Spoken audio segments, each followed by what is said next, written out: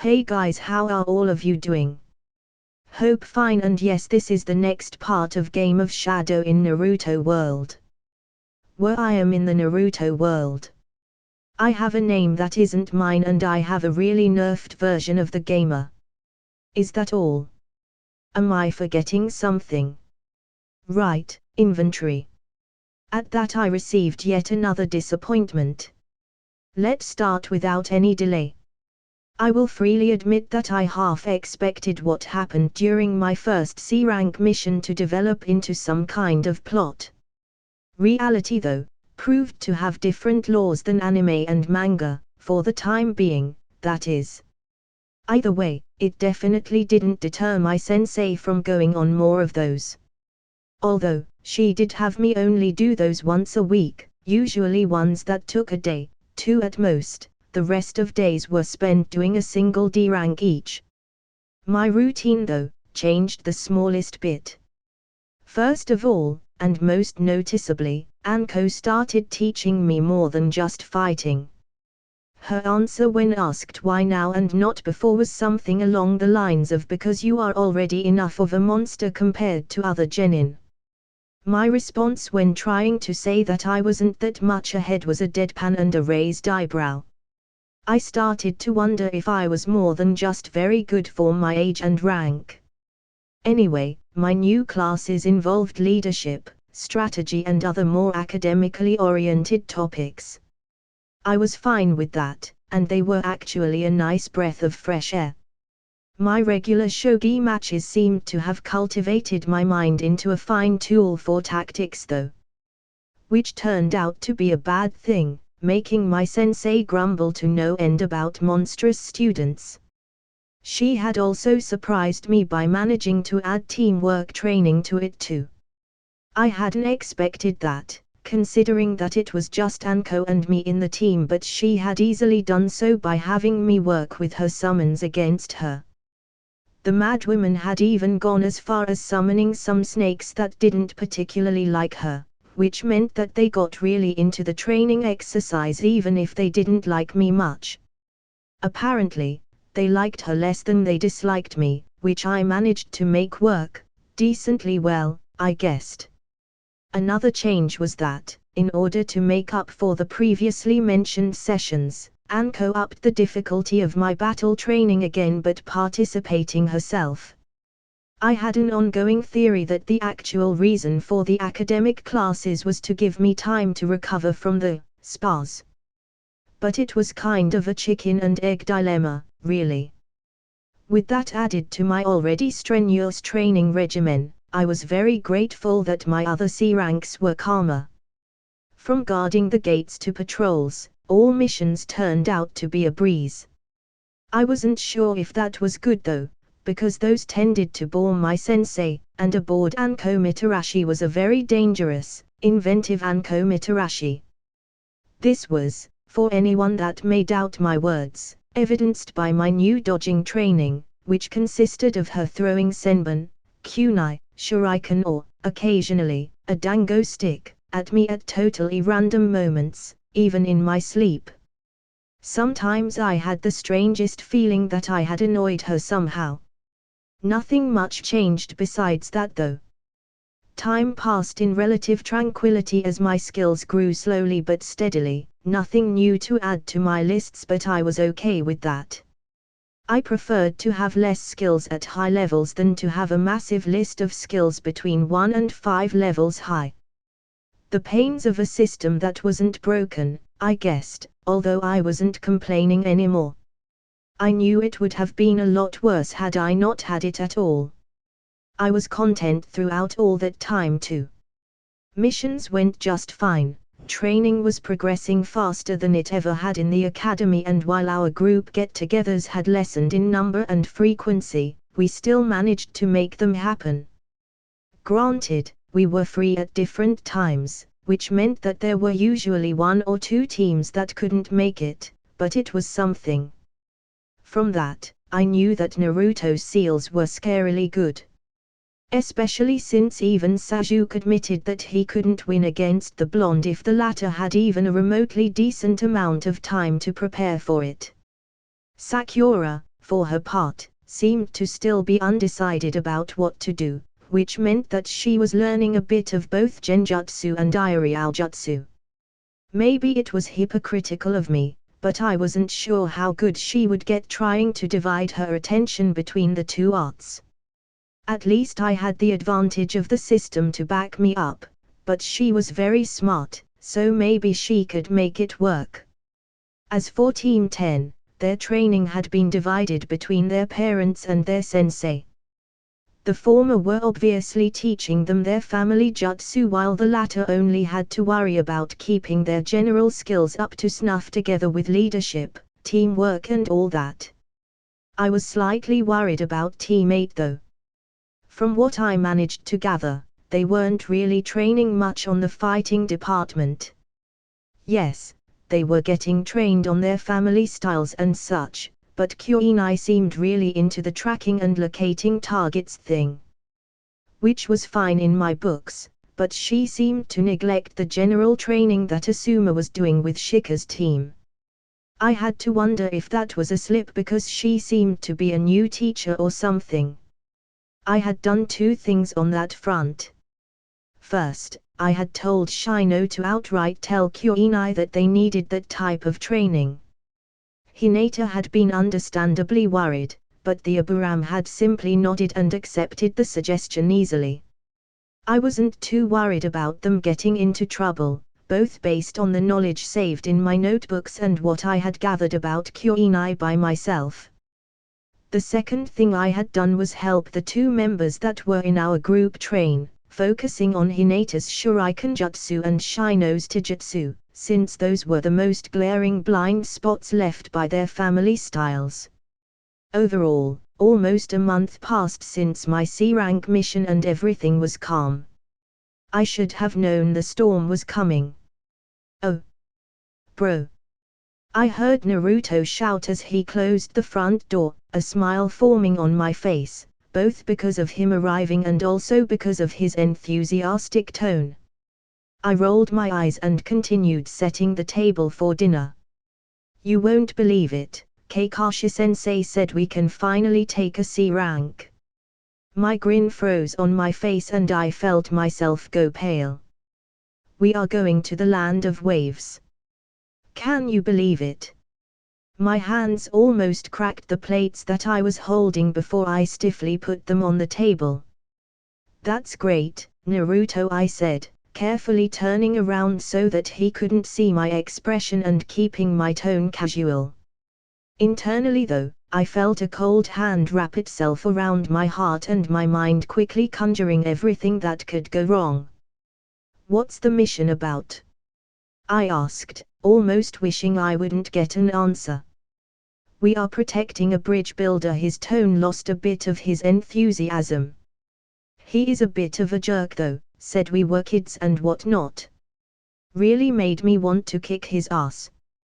You can't kick a client's ass, Naruto, I replied, almost instinctively. Naruto had problems with half his clients, after all. Which was warranted, most of them didn't like him either and weren't afraid of showing that. I know, he whined, already seated at the table and waiting for me to take my seat too. The meal was an uncomfortable affair, since I had to be very careful not to show my thoughts as Naruto continued telling me about their mission, how they had convinced Kakashi and what their sensei had told them they had to bring for the mission.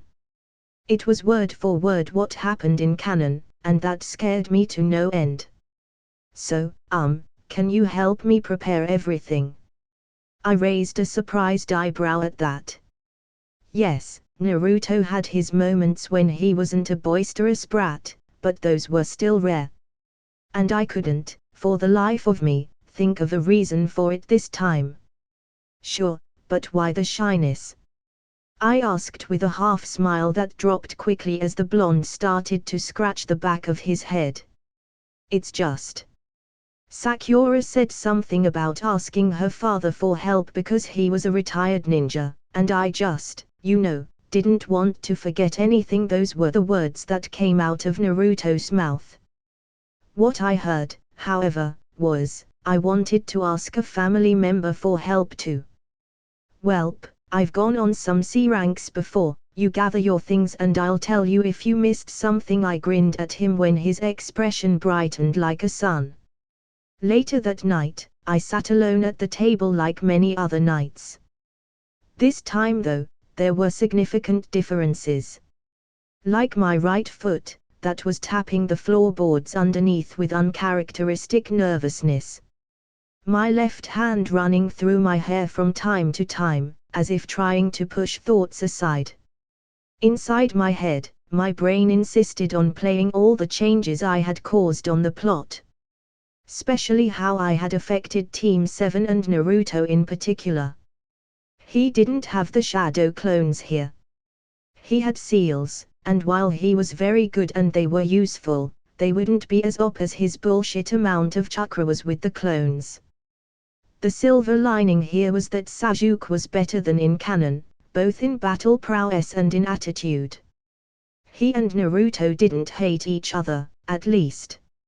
And I had helped him train a lot, which meant that even with the Orish elements in this world, I had still made him even stronger than he would have been. And Sakura should be able to do something in this arc, so there was that. Ultimately, I knew that they should be fine. Especially with Naruto as he was. While not in the way that his canon counterpart had, he had his own kind of strength. Namely his traps and seals. I was sure that anyone that attacked the bridge would meet with a very nasty surprise. And still, I worried. What if something happened during their first encounter with Zabuza since Naruto didn't have the clones? What if the swordsman found a way to counter his still developing seal skills? What if I couldn't lose Naruto? He was my first friend here. The first one to make me realize that people here weren't just characters in a page. That I was a real person. And he was also the one to make me realize that I needed to aim higher than just survival. You have to dream bigger. The stupid brat had even been given what amounted to a wish from the lamp by the Hokage himself. And what had he asked for? Something for me. I want enough space for IG to live with me. He was the one I was the closest with. Had been there with me almost from the beginning. I had his back and he had mine. And I would be forever grateful for that. You're the best, brother. And that meant something. I clenched my hands into fists, staring intently ahead, lost in my own thoughts and memories. The blonde knucklehead had absolutely no idea how much those words meant for me. The weight that had on me, after dying, after being separated from everything that I had and knew. To know that there was someone in this world that cared that much. I'm going to be Hokage, just you wait. Then everyone will respect me. Naruto would be Hokage. That was a promise I had made to myself somewhere along the line. Because he was my brother even with all his annoying and hyperactive stupidity. I loved the fool like I had loved my past family. And I would be damned if he failed in his one dream. I would be doubly damned if something happened to him this early, because of me no less. What do I have to do? I asked at the empty air in front of me. My eyes narrowed as I took a deep breath in. What do I have to do for you to make sure nothing happens to Team 7 during their mission? So, this is what a deal with the devil feels like. I asked myself as a bitter smirk made its way to my face. Was it a gamble? Obviously. Would it come back to bite me in the ass? Most probably. Did I care? Not at all. I would do literally everything to help Naruto, and even the others. They were everything I had in this world I had been thrown in. Short of dying, I would do whatever needed to be done. My eyes moved down as a piece of paper eventually blurred into existence on the table.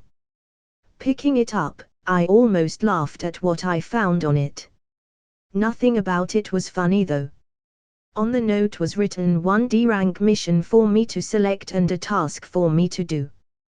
But this was nothing like the mild espionage that I had done before. I couldn't brush this off nearly as easy. Sabotage. The reason. It was actually a fairly good one, which should have surprised me more than it did. It was on a shop whose owner had been subtly, but not nearly enough, evidently, trying to rip off the village. It was made even worse by the fact that they targeted the shinobi side more than the civilian one. I had all of 3 seconds to wonder why this had been allowed to continue before the bitter feeling inside of me grew more. Whoever was playing this little game with me was really dedicated apparently, if they let this go on just for me to do this. Granted, the guy hadn't created much of a problem yet. But it still spoke volumes of my mystery benefactor. Once I memorized the note, I clenched my fist around it before throwing it up. A second later, a half-hearted embers hit it midair and the evidence was no more. My eyes stared coldly ahead as an equally icy grin spread over my face. Consider it done. New title acquired, Shadow of the Shinobi. Once more, I almost laughed at that. It wasn't a happy laugh though. If I ever doubted that it was Danza, I thought to myself, fighting down hollow smirk. Shadow of the Shinobi. Increases stats when taking part on a not officially sanctioned mission by 25%. Increases skill efficiency when taking part on a not officially sanctioned mission by 12.5%. Much better than the genin title, that's for sure, I thought. None of the usual cheer I had while checking news screens was present in my mind this time. I'll take it, Daug. Secondary title unlocked. What status? IG Sata. Main title, Anko Mitarashi's Apprentice. Secondary title, none. Energy points, 680/680. Chakra points, 510/510. Strength, 34. Dexterity, 37. Constitution, 34. Chakra, 34. Chakra control, C. Main and secondary titles, ha. That's unexpected, but really good, I thought, standing up from the table and making my way towards the bedroom as I continued processing this new development. With a thought, Shadow of the Shinobi was equipped on the second slot. As stated, it was much better than the genin one, and considering that every time I went on an official mission there was an unofficial one to be done, it would be much better. A moment later, I found myself in my room, light off but still fully clothed and sitting on my bed, the dim light of the moon coming through the window. With an empty laugh, I rested my elbows on my knees and put my face on my hands, a shaky breath leaving my lungs. I felt as if my insides had decided to tie themselves into knots all of a sudden. I disgusted myself. I was working for Danza. Had been for months, had done so willingly and knowingly, despite telling myself that I wasn't sure. I gave a derisive snort at that. As if it could be anyone else. I couldn't see the Hokage pulling something like this, and they were the only ones with the power to do this. They or Orochimaru, maybe, but that was only worse. I felt ugly, in a way that had nothing to do with appearance. What would my friends think of me if they knew? If they really knew what I was doing? Would they understand? I doubted it. I didn't want them to understand either. I felt like a monster. And I didn't regret it. That was probably the worst part though. I was absolutely fine with all that I was doing. I could care less for whatever Danza had done in the past. If I remember correctly, he had orchestrated the Uchiha massacre. And I had only one thought on the matter, I hated him for it. But not because it was horrible, not because it doomed Itachi to a life of exile, not because all the lives lost. No, I hated him because the massacre had hurt Sasuke. That was all I cared about. The group was my family. The group was my everything. I was 12 years old, at least in body. But I had lived in Konoha for just 2 years. 2 years sounded like a lot, but it was nothing, not really. Nothing in comparison to what I had lost. To 20-something years that I had lost from my previous life. I didn't even remember the exact number anymore. However, despite my progressive loss of memories, worrying as it was, the point stood. I had lost all that and then was thrown into a place where I had nothing at all. And thus, my resolution was born. I couldn't lose anything. Not again. Then, I laughed.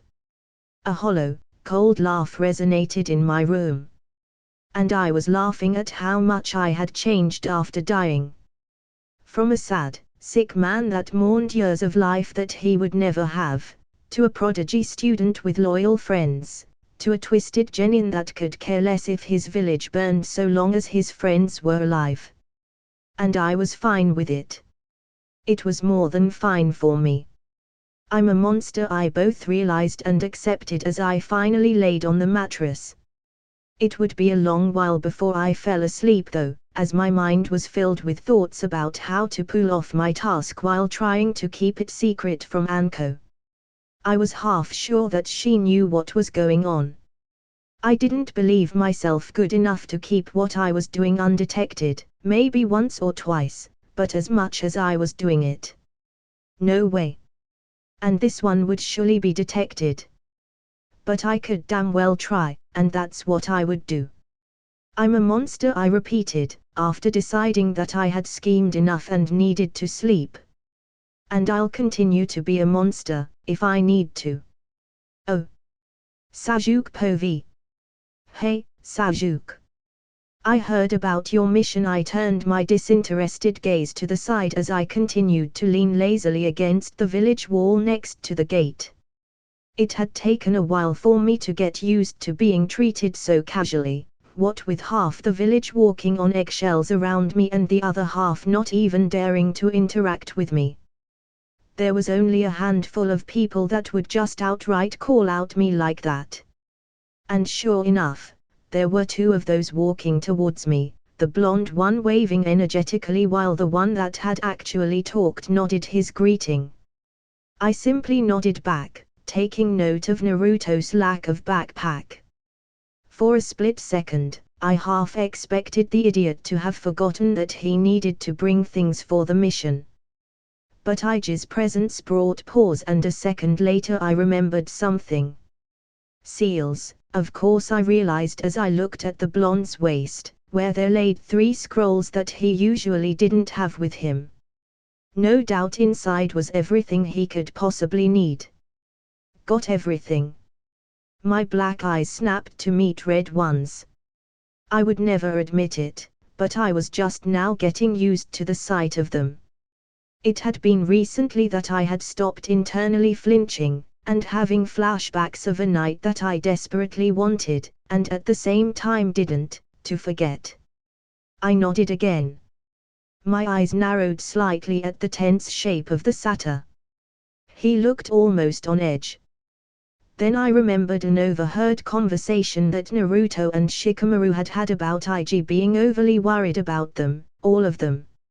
Maybe he was so now. Due to the C rank. It was unnecessary, barely anything happened on this missions, the other boy should know, having done several of them already. Food, clothes, medkit. Iji asked, like I hadn't replied at all. I nodded again, this time with a frown to show my annoyance. Don't look at me like that. Equipment as such is a given, but you would be surprised how many people forget the essentials thinking only about battles. Also, my teacher said. The satyr shrugged. Naruto confirms it. Hey, I packed food at least. If you count instant ramen as food, the red-eyed boy shot back instantly with a dry tone, getting Naruto to scratch the back of his head embarrassed. Don't put me on the same league as him, I muttered, earning a scowl from the blonde and a snort from IG. True, but one never knows. Anyway, he smiled and put a hand on my arm. I raised an eyebrow. Good luck on the mission, and be careful. One never knows what can happen. IG. Can you stop that? Naruto whined, and I was inclined to agree with him. This once. We are good. We can do this. I know, Naruto. IG's smile lost a bit of his cheer with each word. But a brother worries, you know. I almost flinched at that. Something must have shown on my face though, because the satyr's hold on my arm tightened. That goes for you too, we are all brothers, remember? They always said things like that on the gatherings. Shikamaru, Shino, Choji, Naruto, even Ino. All of them referred to one another as brother, or sister in Ino's case. It was, however, the first time that any of them had done so directly at me. It was. I didn't even know. For once, I was grateful for Sakura's appearance. Despite her joining the group some time ago, I had never forgotten her attitude or how she treated Naruto. Her actions had showed a lot of her character, and she hadn't showed as much change as Ino had. The blonde girl had showed that she could be a friend, with time and actions. The pinkette had yet to do so in my eyes, and the whole group too, if I were to guess. This time, she had saved me from a situation that I really didn't want to deal with, and for that I was grateful. Still, I also didn't need to tell her that. Good luck, guys. We'll celebrate your first C rank once you get back, IG said after Kakashi had showed up with the client and they went to leave. An hour later, I couldn't shake a slightly bitter feeling that formed in me as I heard Sakura talking with Naruto. Both discussed how their night had gone with her father and IG, respectively, helping them pack and the silly things they had forgotten to pack. That topic didn't last long though, after Naruto took one side-eyed look at me and quickly started talking about something else. I was initially surprised that he had been the one to notice, but since he was an orphan, then it probably made more sense that he would understand better and quicker about that. I appreciated the thought, but I wasn't actually jealous. That was a shock, actually, even for me. But I really wasn't. Got everything. Food, clothes, medkit. Good luck on the mission, and be careful. But a brother worries, you know. We are all brothers, remember? The corner of my lips twitched up. Quest complete, finish your first route mission. Rewards. +1 to all physical stats. Chakra has gone up a level. I kept quiet as I read over the screen before my eyes moved towards my sensei. Anko was skipping and humming beside me as if I hadn't just ruined someone's business. Granted, nobody would notice for a while, but it was done. There's no way she didn't notice, is there? I thought warily. Still, regardless of that, she hadn't said a word, and unless absolutely necessary, neither would I. I took a deep breath in and tried to dissipate the worries in my mind. I had done what I could. Now it all rested on Naruto's and Danza's hands. Not reassuring at all, but it was what it was. I couldn't do more without a risk of absolutely destroying my new life. That wouldn't happen. So, what you wanna do, little guy? Anko asked, breaking me from my thoughts. Are you going to worry the whole day or are you going to do something productive? You mean training? I thought you wanted me to do that less, I asked with a raised eyebrow. I do, but it's better than what you are doing now, so take that as you will, she shrugged. Well, I need to cheer up, as you pointed out, I sighed before a small smile replaced the frown on my face. So, I'm gonna visit the Inuzuka vet, that always helps. When I didn't receive a response to that, I turned towards my teacher and saw her staring at me. That hadn't happened in a while, I thought, slightly amused by her expression. That's where your girlfriend works, isn't it? She said after a moment, and I sighed. Not the reply I had expected, but that was Anko for you. For the last time, she is not my girlfriend, I tried. Not even sure why though, considering just who I was talking with. But I felt like I needed to at least do that much. Sure she isn't, brat, sure she isn't. Why do I put up with you? I wondered more to myself than to her. Because you train better under my instructions than by yourself. I hummed at that, and it was her time to sigh. You are supposed to deny that. What happened to not being a training maniac? Well, everyone calls me that already, might as well go with it, right? I asked back, and she groaned. Why do I put up with you? She copied my question. Now that's the real question. Oh. Yeah, I get what you mean, Hannah said sympathetically. I know I'll be feeling the same thing with Kiba when he has to take his first C rank out of the village. You sure? I wouldn't miss him too much, I replied with a smirk as I continued petting the dogs around me. For some reason the older canines wanted attention more than the puppies. Unusual, but not unheard of. I enjoyed myself either way, so I wasn't complaining. He is a brat, but I still love him, she defended, punching my shoulder when I looked at her with a mock baffled expression. That's my brother you are insulting, you know. Don't worry, I don't hold it against you, I promise, I nodded solemnly. At that, my shoulder received another punch that I welcomed, completely unrepentant. I don't even know why I keep letting you come here, she grumbled under her breath, just loud enough for me to hear. Her response was one of the puppies getting his head out of the bowl of food and barking at her. Right, the food, how could I forget? Is that all I am to you, guys? The food delivery. All the dogs nodded with a bark, and I deadpanned at them. Truly, you hurt me so much, I said with a completely neutral voice. The worst fake depression ever was quickly broken by Yuki, who positively tackled me on the chest and started licking the sadness out of me. I love you too, Yuki, I chuckled while petting her. The dog, in response, nodded and barked with an expression that clearly said, and don't you forget it. I was spending entirely too much time at the vet, evidently. Oh.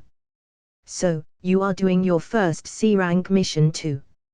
I voiced after what had been a long moment of silence at my house. Yeah, we are going to a village that seems to be having trouble with some gang, Ino explained, mimicking the dash with her fingers. Apparently, our job is only to find some information. From there either Asuma Sensei will help us deal with it. I hummed. It was good that I was cooking. It gave me a reason to be less talkative. You are worrying too much, not that it mattered, apparently, since Shika could see right through me. We've been training a lot, you know we are good. You've seen it, he continued, and I couldn't help but sigh. I know, I said in a whisper that only I could hear. I know, I repeated out loud. But a brother worries, I sent the same words I had told Sajuk their way. I could almost feel them rolling their eyes. Stop acting like you are older than us, Ino whined, which did little to support her case, really, even if they didn't know that. Well into the night of that day, I sat at the table, like I did every day. Once more, with more purpose than I had during my 2 years at the academy. You know the deal. I spoke at the emptiness of my home. There were lots of reasons for making another deal with Danza. First, I needed to keep up appearances. It would be weird if I asked for protection for Naruto and nobody else. They could even realize that I knew things would go awry. Second, I was actually worried, since I didn't know if they would go into a cursed mission due to the changes I had caused. Third, I was actually worried regardless. And fourth, I had probably already dived too deep by that point. Regardless, the paper appeared and I took it, the mission having already been accepted in my mind without even needing to read it. Too deep indeed, I thought wryly to myself. Oh, Kamidam Knight, just stop being so annoying, would you? I shouted as I did a hand seal and unleashed 8 shuriken on a snake as long and as thick as a tree. And being that we were in Konoha, that was saying something. Sparkling shuriken has been maxed. Quest complete, max 1 lightning release jutsu. Rewards. +5 lightning manipulation levels. Great, but so not the time, I thought, dismissing the screens and substituting myself with a nearby rock after another hand seal. A second later, another snake snapped its jaw closed right where I had been standing, instead getting a mouthful of rock. Substitution technique has been maxed. Are you doing this on purpose, game? Oh, you gotta be kidding me, I muttered to myself as I saw around 10 snakes slithering around me, on the ground and on the trees. Anko really had gone all out today. Fuck this, I'm out. And sure enough, I activated both running and free running and got out of there like the devil was on my heels. It wasn't as exaggerated as one would have thought, that phrase. Passing in between hostile snakes proved to be a challenge, which is why I was very happy for my skills boosts.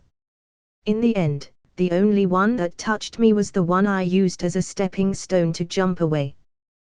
The hiss I received promised years of pain for me though. Too many enemies, time to get creative, I thought to myself as I ran through the forest, a drop of sweat going down my brow. And creative I got. Not exactly original though, since I used a now common strategy for me in the forest but on a larger scale. As I traveled through it, I kept throwing around shuriken and kunai. A second later, I heard the explosions behind me and the hisses of my probably fallen foes.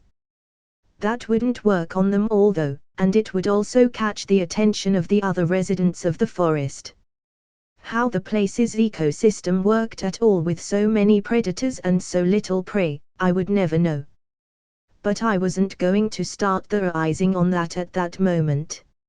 Eventually, I stopped running and chuckled to myself. Why? Because I found it funny that I had stopped right where I started, even if it had been on purpose. The stunned and completely unconscious snake that had taken my sparkling shuriken still lying on the floor, twitching from time to time. Some distance ahead, I could see the dust and fallen trees product of the first few explosions. There was one snake that had seemingly had the misfortune of being right under a tree while it fell. In other circumstances, I should have probably been doing something other than just standing there. Every second staying still was a second where something could jump on you in the forest of death. For me though, the forest was little more than child's play unless Anko participated herself. You are one scary kid, you know that. My teacher asked, not for the first time and probably not for the last one either. I don't know what you are talking about, Sensei, I said, in voice entirely too innocent for what I had done. Maybe being Anko's student had started to affect me. Ha, food for thought, I guess. Will you give the finishing touch? She asked, raising an eyebrow as the corner of her mouth twitched. A second later, we both let out a smirk. As I turned back to the forest, I saw a snake hanging on the air, trapped in ninja wires, giving me its best attempt at puppy dog eyes. It was a good one at that, but the joke was on it, I was immune to that already. Turns out that going to the vet had been good for something. A hand seal later, the forest lit up as electricity traveled through my fingers onto the threads wrapped around them and towards the not small amount of snakes and random animals trapped on my ninja wire net. Stunning thread has gone up a level. Stunning thread has been maxed. I think I'm starting to see why you call me a monster, Anko Sensei. Took you long enough, brat. Oh. Wow.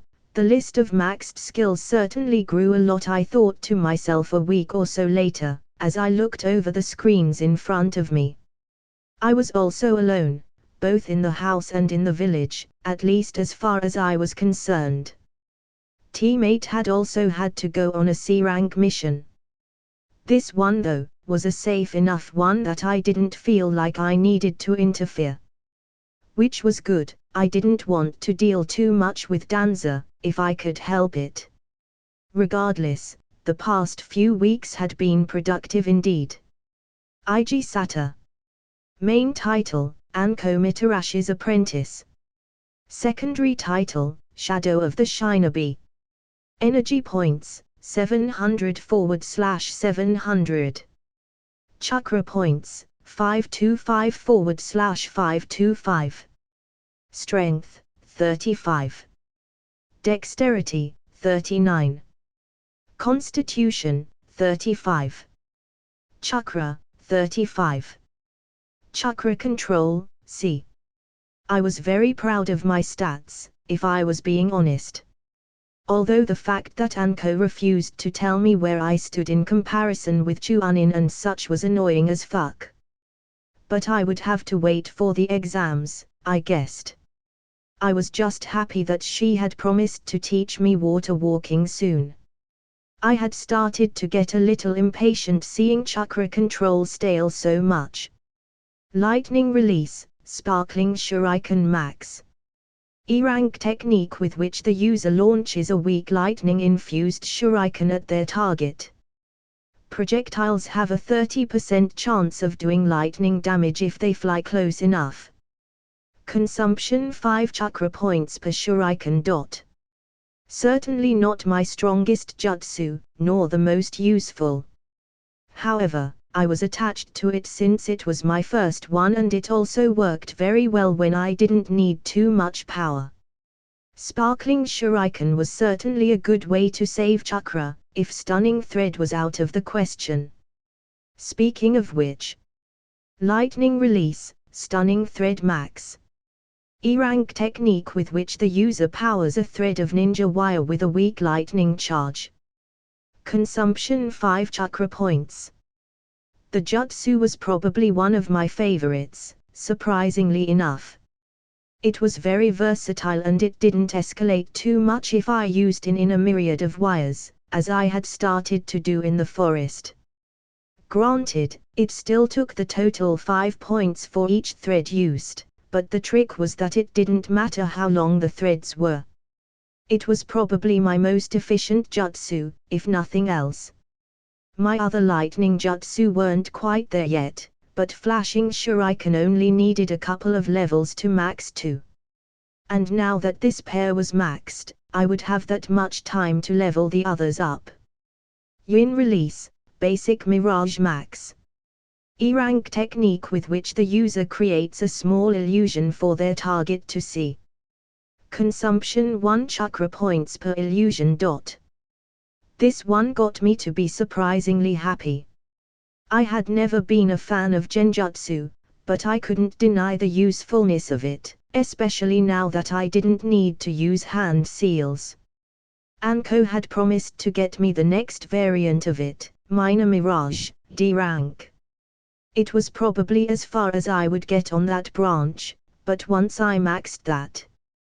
Genjutsu was the ninja branch that was the most balanced throughout all ranks.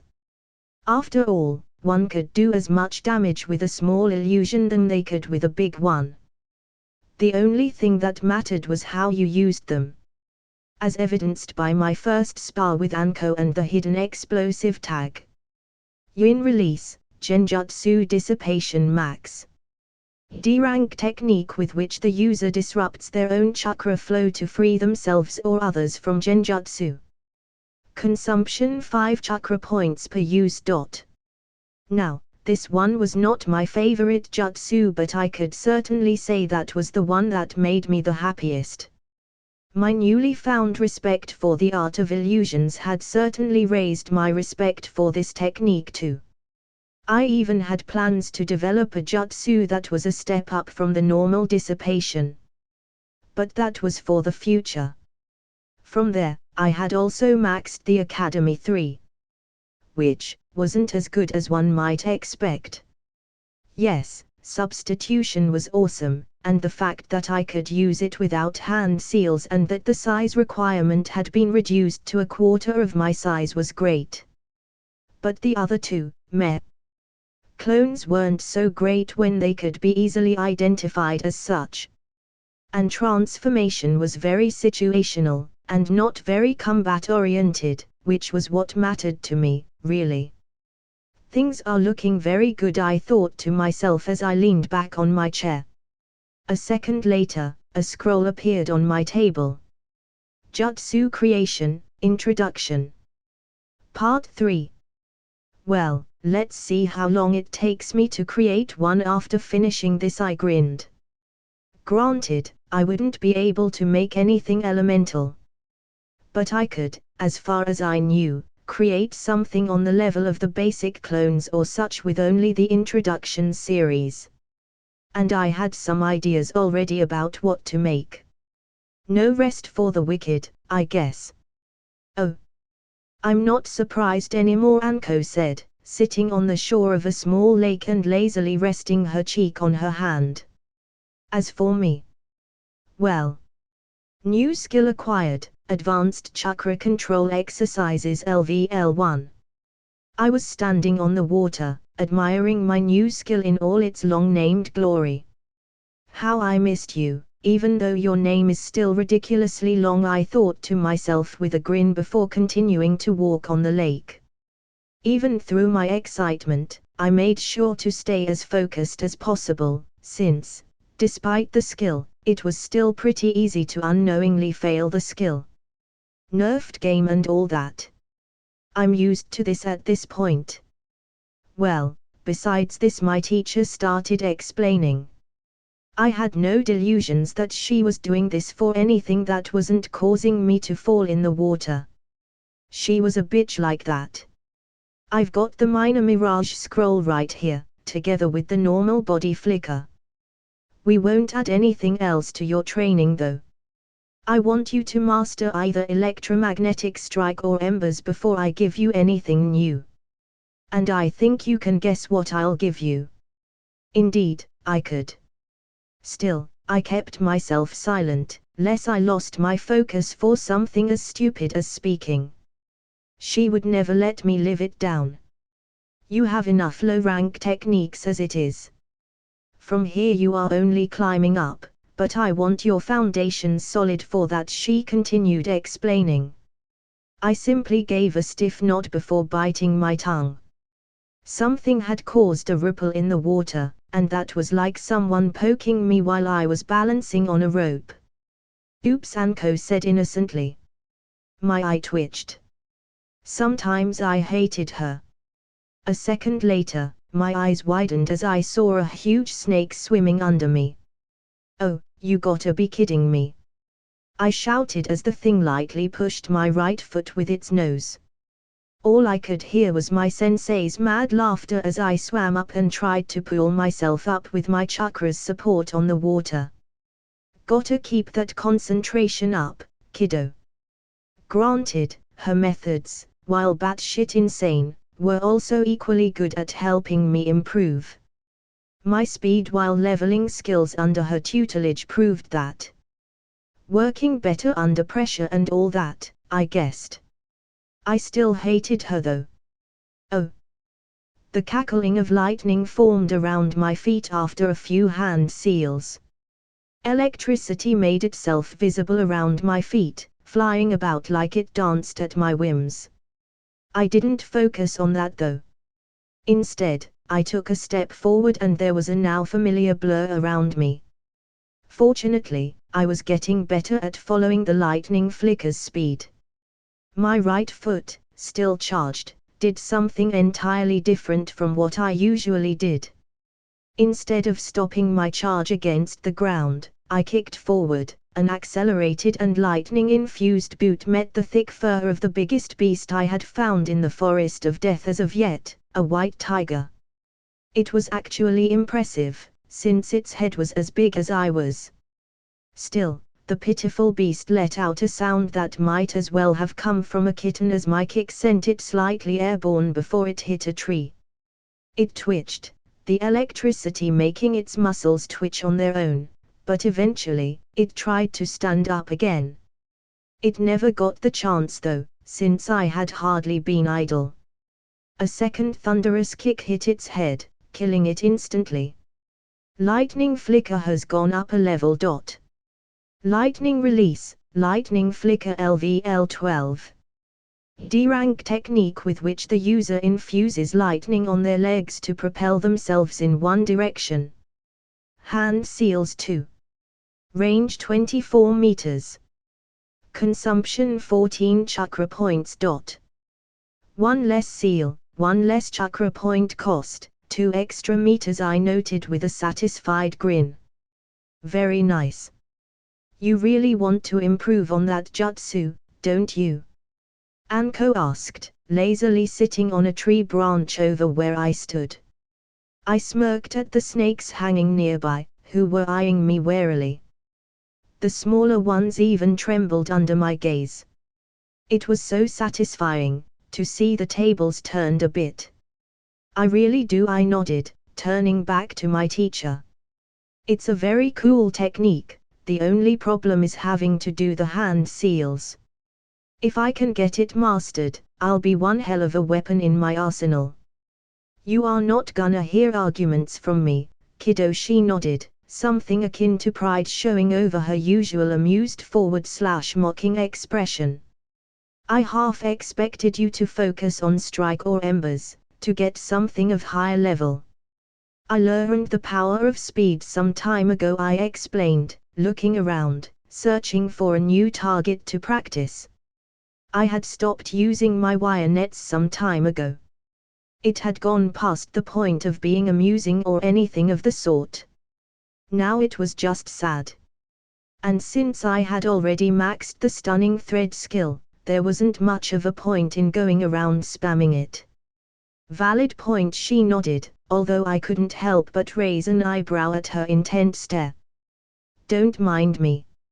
I'm just wondering if I'm here for anything else other than giving you scrolls and signing your missions.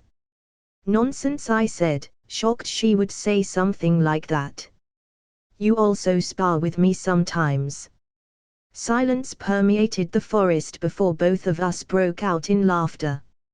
Oh, didn't expect that from you, brat. She said, still laughing and now holding her sides. I'll make a decent madman out of you yet. I'll do my best, Sensei. I said, making my best impression of Rock Lee. She shook her head, still chuckling to herself. Man, I expected this teaching thing to be a lot more annoying. I withheld my own opinion on that. Anko would have probably hated to teach anyone that wasn't me. Especially if she was given a team. The only exceptions I could think of were Sasuke and Shino. The former being a monster on his own right and the latter being level-headed, skilled and adaptable enough to survive her training. Everyone else would have had trouble following, and that would have gotten on her nerves very easily. But focusing on one jutsu doesn't mean you get to ignore your other techniques, she added, sitting straight and with her voice serious. I nodded, even though I knew I could do just that, since I had the game. Still, it wasn't worth arguing over. And this bunch of snakes are the ones that are a thorn on my side. Feel free to play to your heart's content. At that, my red eyes moved towards the several snakes hanging from the trees. Said serpents stared back for a few seconds at my slowly widening grin. Go into the forest and find me a pack of, whatever. I need quantity of opponents instead of quality right now, I ordered, and, after a second of silence, several snakes nodded before they disappeared into the forest. I suddenly had the urge to let out an evil cackle. I really like you, kiddo, Anko said, shaking her head and pulling a dango stick from somewhere. Never change. You still aren't at the point of doing it sealless, kiddo. Give up, Anko said mockingly as she dodged yet another lightning flicker kick. She was right, I still lacked 2 levels to be able to do the jutsu without signs. But still, using the skills in actual combat was the best thing I could do to grind levels. Leaving the skill for normal grinding training would just slow me down. As I got kicked against a tree though, my resolve wavered for a moment. You know what, you are right, I growled, and my sensei made a show of fixing her laid-back stance. Either she was mocking me, or she really expected the battle to kick up like the second phase of a boss fight or something. Let's grind some more skills, shall we? I thought to myself. Oh come on, I believed you, brat. She whined as she saw me do the hand seal for lightning flicker again. Meanwhile, I smirked. Instead of stepping towards her for a kick as I had been trying, I stepped to one side before using my second step towards her. Midair, I placed both feet towards her. Unfortunately, the slight change in strategy didn't work. Fortunately, that wasn't my actual plan. As I flew past Anko, I made another hand seal and pulled the Fuuma Shuriken from my hip and threw it at the Takubetsu Jounin. Fuuma Shuriken throwing has been maxed. Lightning release, flashing Shuriken has been maxed. New perk acquired, Shuriken Jutsu Master. Ignoring the screens, I made the seal for the flicker once more. Then, I pushed myself towards where I guessed she would dodge this time. I almost cackled when I was proven right and found myself right next to her and doing another hand seal. The wide-eyed expression on Anko's face as I spat an embers at her point blank was glorious. Not bad, kiddo, not bad at all, she said, appearing a split second later on the side. I gave her my best smug look when I noticed the singed sleeve of her trench coat. She rolled her eyes, which might have been justified considering that I looked pretty terrible in comparison with a completely missing sleeve and bruises everywhere. Speaking about that, I liked this coat, you know. I grumbled, grimacing as I looked not only at the missing piece but also the several tears in my clothing. Yeah, cry me a river, she rolled her eyes again and I grumbled some more. Mentally, I called for the maxed skills screens and Shuriken Jutsu Master. I have to see this. Shuriken Jutsu Master. Increases damage with Shuriken Jutsu weapons by 20%. Increases accuracy with Shuriken Jutsu weapons by 20%. Increases travel distance of Shuriken Jutsu weapons by 20%. Very good, I thought to myself. Very strong too, my other perks don't have numbers like those. Wonder what will it take to get one of these for ninjutsu or something. Oh. Bro. We are back. The scream froze me while I was preparing dinner. A month. It had been a whole month without me hearing anything about Naruto or Team 7 as a whole. I had been this close to a panic attack due to my own paranoia several times. Anko had even had to smack some sense into me when it had started to affect my performance during training. Naruto. Welcome back. I called out as I moved towards the living room. My step was broken though, when a blonde missile slammed into me, throwing me right onto the floor. I missed you too, bro, I said softly as the young Uzumaki attempted to squeeze the life out of me. We have so much to tell you, he started enthusiastically, finally letting go and standing. Right, Sasuke? He asked, turning towards the Uchiha, who had been standing a little behind looking mildly uncomfortable. Welcome back, Sasuke, I greeted with a smile before stepping towards him. He extended a hand towards me, but I was having none of that. I pulled the guy into a hug too. A short one, since I knew that wasn't his thing. But I deserved a hug after worrying so much, damn it. I'll admit that seeing his embarrassed expression was great too. I'm really spending too much time with Anko. Were you cooking? Naruto asked, sniffing at the air with the skill of a freaking ninken. Just got started, I'll prepare enough for 3, it seems. Sakura not coming? Nah, she went right back to her house. Sasuke would have too, but I dragged him here. The Jinchuriki looked entirely too pleased with himself. This time though. Good job, bro, I praised, making the blonde preen while the Uchiha's brow twitched. So, tell me about this mission. Boy, was I in for a surprise. The wave mission had gone nothing like the canon one had. Granted, Tizune was still Gato's target, and Gato was still an asshole and such, but there were major changes in this. And I didn't know how to react to that. First and most importantly, Zabuza and Haku weren't there. They didn't make any type of appearance throughout the mission. And it worried me more than it reassured me. Why weren't they there? What had changed? Was it an all thing and they weren't even meant to be there from the start? It had to be the last part. I couldn't have possibly changed anything to affect Zabuza of all people. I hadn't changed anything out of the village, and thinking that my actions could have traveled outside was ridiculous, to say the least. I had barely left Konoha, let alone the land of fire. What else is different then? In the end, I pushed those worries aside and focused on the tale that Naruto narrated for me, with commentary from Sasuke whenever the blonde tried to spice up the story, shall we say.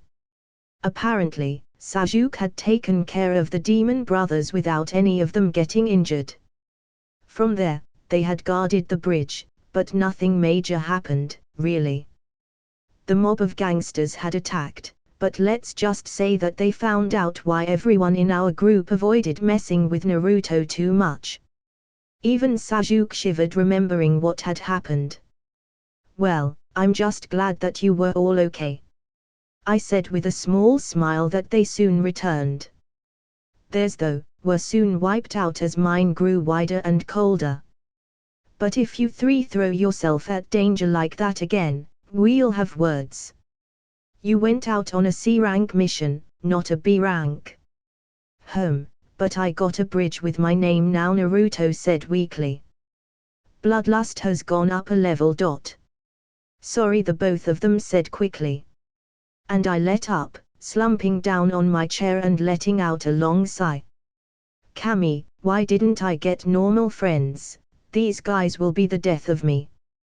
We are going to have to kick up your training from now on if you are determined to do this shit. I relished their shivers entirely too much. Definitely too much time spent with Anko. Later that night, I, for once, wasn't alone on the dining table. Instead, I was lying down on the floor of the living room. We had moved all the things aside and prepared makeshift beds on the floor. Naruto had had the great idea of Sasuke spending the night with us, to finish the celebration of their first C rank together. The actual surprise there was that the Uchiha accepted without even trying to appear like he wanted to reject the invitation. Thank you, I whispered to the night once I was sure the other 2 were asleep. Oh. Okay, kiddo, news time. I raised an eyebrow at Anko as we both stood in front of each other. For once though, we were in a training ground that wasn't the forest of death. The Chuanin exams will be held here in 2 months' time. I had to do conscious effort to hide my reaction to that. 2 months. Don't the exams happen shortly after the wave mission? And thus, I'll have to up your training. You are the shining star of the genin of Konoha right now, if you didn't know. The higher-ups want you to show off, and to show off a lot. Internally, I wondered just who the higher-ups were. The Hokage. Danza. The clan heads. Some combination of those. So, you want me to go full training maniac? I asked with a straight face. I can see your lips twitching, brat. She spat my way before smirking herself. And yes, we will be exploiting your Mato guy side from now on. We both shivered. Tell Blondie that he can add weight seals to your clothes every week from now on. We'll also avoid the forest of death from now on though, that place isn't a challenge for you anymore. I'm pretty sure that we are doing this because the exams will be there, I thought to myself. But sure, let's go with that. Aren't the exams supposed to be taken with a team? I asked with a raised eyebrow. That'll be taken care of. Not that you couldn't pass by yourself, but rules are rules, she shrugged. I'll also be bringing some friends of mine for you to spar with, since just me won't be the best thing for you. What's the matter? Anko asked when my expression turned confused. You have friends. You want to practice dodging again, huh? Now, there's an idea. I haven't been using lighting flicker for dodging, I thought to myself, already having done the hand seal as she charged at me. Might as well, right? My eyes widened as my teacher spat a cloud of purple gas at me. I didn't need to be a genius to know what that meant. In a blur, I appeared on the other side of the clearing we were standing in. Anko, though, seemed to be far from done as, a moment later, said cloud started growing and growing, slowly covering the whole place. Makes me wish I had a wind release jutsu, I thought to myself as my mind worked overtime to come up with a way to deal with this. Okay, first of all, I can't see shit. I decided to prioritize that, since I had no way of escaping the poison. I could only hope that poison resistance would be leveled enough for this. She really stepped up her game, it seems, I noted to myself with a grimace. Quickly, I started sending shuriken and kunai with ninja wire all over the place. I even pulled up some attack eye level tricks to hit the already flying projectiles. What I ended up having was a spider net kind of field around me. Hopefully, this'll be enough to at least have an idea of where she comes from. And if nothing happens. I didn't get to finish that thought as I felt one of the strings on my right being touched. It didn't exactly tell me where she was, but at least. Good idea, kiddo. I froze at the voice that came from behind me. Not enough though. I would have groaned at that, but she didn't even give me enough time for that before kicking me into the distance. As I was sent flying off the floor, I pulled my hands and twisted, moving the wires wrapped around my fingers so that they would trap her inside. Your wires are really annoying, brat, she complained before jumped just right to avoid all of them. Really, why couldn't I battle against a ninja that I had a chance against at least?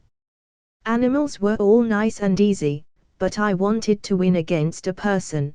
The group gatherings didn't count anymore, honestly. I was almost eager for the exams. Landing on my feet and skidding back a bit over the ground, I clicked my tongue at the still present cloud of purple around me. Then I groaned, my whole body was starting to tingle, a slight, almost unnoticeable pain coursing through my limbs. So, that's what the poison does? I wondered. My sensei, though, didn't plan on letting me have time to think. This was evidenced by the punch in the gut I received out of nowhere.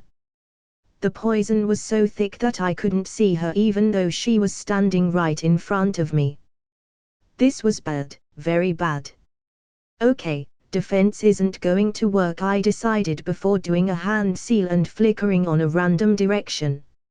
I repeated that process several times, intent in not letting her get another hit, even if I had to burn my chakra like nobody's business. I needed time to think. How do I attack if I can't see my target? Ninja wire nets was the only answer that I had in my arsenal for that situation. But it was evidently not going to work against Anko, that was for sure. I also didn't have any area of effect jutsu that I could use. So, lightning release, lightning flicker has gone up a level. Neat, I just need one more level. I know you like the jutsu, IG, but this is ridiculous, Anko called out, evidently annoyed, and I grimaced. Okay, time to go for the risky moves, I guess. And then, I stopped. Intermediate taijutsu, running, free running, I called mentally. That's more like whatever she was going to say as she went to kick my back was interrupted as my body blurred and turned around, my hands extended with wires wrapped around my fingers forming a mini net between both arms. A net that trapped her leg and was promptly electrified. Her body disappeared in a cloud of smoke and I was immediately punched on the side and sent to the ground once more. Kamidamned monster, I heard grumble. You've got no right to complain when I'm the one smacked around, I grumbled myself. You know what, fuck this cloud. Kiddo, what are you fuck? The reason for her curse. Well, I had gotten tired of the poison, and the pain was going from annoying to actual damage through my limbs. So, what was my great idea? To see if it was flammable. The answer. It was very flammable. New skill acquired, fire resistance LVL1. Not my brightest moment, I thought to myself as I threw my burning coat to the side and patted the flames off my pants. Brat, you are certifiably insane, I heard, and when I turned, I noticed that Anko had done much the same thing as I did. But what really caught my attention was that was my favorite trench coat, by the way. The angry expression on her face. Oh, I paled. This bad? Oh. I swear to Kami, you get more and more troublesome every time we meet, Shikamaru grumbled as he tried to get my shadow with his jutsu. Don't know what you are talking about, Shika, I shot back with a grin. I can't believe this, Ino said, her shocked expression supporting her statement. The reason for Shikamaru's annoyance and Ino's disbelief. Well. 4 people at once, Ino breathed out, answering the question herself. And indeed, I was currently sparring against Naruto, Choji, Shika and Shino, all at once. And it was an even battle. It had gotten to that level, honestly. And I was past the point where I would try to say that I was anywhere near a normal genin. For a time, I had honestly thought about not doing shit like this, if only to spare their feelings. But the Chunin exams were coming, no matter how much time left we had. And that meant Orochimaru was coming too. That had been a wake-up call. Madara and Kaguya were on their own level of bad, that much was true. But they were far away into the future. The Snake Sage was much closer in the timeline, and was still pretty bad himself. No, I had to step up the training, mine and my friends. And that's that, I said, stopping my flickering around and standing right in the middle of my friends. Friends that couldn't attack me even if they wanted to, since they were all wrapped in wires and held pretty firmly where they stood. I wonder if I'm Gara level of unfair yet, I thought to myself as I walked back towards the house, where Sasuke stared intently at me. Ino shook her head, and Hinata glanced towards the fallen 4 with a worried look. Someone wants a drink? I asked. You aren't gonna let us go, bro. Naruto called out from behind me. I'll have tea, Ino said before slumping down, clearly giving up. Nobody else. Okay, and with that, I went inside. Bro. Oh. First of all, I would like to thank you, my new sparring partner, for the day, said as we stood opposite of each other. For making my students ask for the training I wasn't giving them. I was too focused on what I wanted my team to do, and too confident in them keeping their abilities up to par. No problem, I shrugged Kyoinai's words. I'm sure you would have noticed soon anyway. Hinata and Shino have had nothing but good things to say about you. I'm glad. Boo, start fighting. The Peanut Gallery, aka Anko, shouted from the side. You are friends with her? I asked with a sigh. Sometimes I wonder why, the Jounin said, with much the same despondent tone. I can hear you. We know. We both shot back. A second later, I made the hand seal for the flicker. Fighting in clearings made using ninja wire much more complicated, and since I wanted to level the jutsu anyway, it worked well for me. Once I stepped to the side though, I used dissipation. This woman, I thought in disbelief. 3 genjutsu already. And I can't even tell what they were doing. Pushing those thoughts aside, I charged, lightning still shining on the sole of my feet as I flashed right in front of her and sent a punch towards her. Mid-motion though, I used dissipation again and mentally cursed. She had placed more genjutsu on me already. One of which was evident this time. She had displaced herself slightly to the left. Which would have caused my hit to miss if I hadn't dispelled the illusion. Still, changing the direction of the punch would have taken a lot of the force out of it. Instead, I used the momentum to twist my body and send a kick with the back of my foot. She blocked it, but the fact that it connected at all was a win in my books. I dissipated again and, again, there were more genjutsu placed on me. This'll get annoying really fast, I can already tell, I grumbled mentally. I turned and threw a kick towards the Kyoinai. However, the hit never connected. Not because I missed, nor because she dodged. No, my fist went right through her. My eyes darted down and I saw that there was no shadow. As I received a kick on the back, I could only think of one thing. I was right, really annoying indeed. Oh. So, how has the training been going for the both of you? Hiruzen asked as we played shogi against each other and Naruto rambled on our side. Pretty good, getting my ass handed to me by Jounin on a daily basis, I shrugged. Great, I'm working on some new seals for tags that I can use in battle. Anko Sensei says that I need more in my repertoire than traps, the blonde answered, as if he couldn't understand what was wrong with focusing solely on traps. Hiruzen and I traded a look before both of us sighed. I've been hearing very good things about those Jounin you mentioned, IG. Keep up the good work. I couldn't help but look aside in embarrassment at the Hokage's words. It's not every day that you get praise from the fucking leader of a ninja village. IG is awesome that way. He's been kicking our asses around during spars since we got back. There was something very wrong about how happy Naruto sounded while saying that. You sound happy about that, Hiruzen pointed out. I am, the blonde beamed. My brother is super cool, and he's been training us like mad. We'll be really cool in no time at all thanks to him. Kami, Naruto really didn't know what he could do just with words.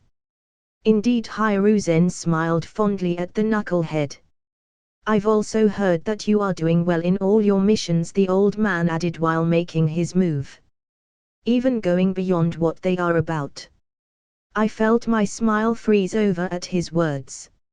He knows. That's what he was talking about. Me doing something that wasn't asked for in a mission was rare, unless it was something Danza asked of me. So, Hiruzen knew. Now, what the hell am I supposed to do with this? I thought as I internally panicked. I was told that you do an especially good job at that, he said, and I could feel the blood leaving my face.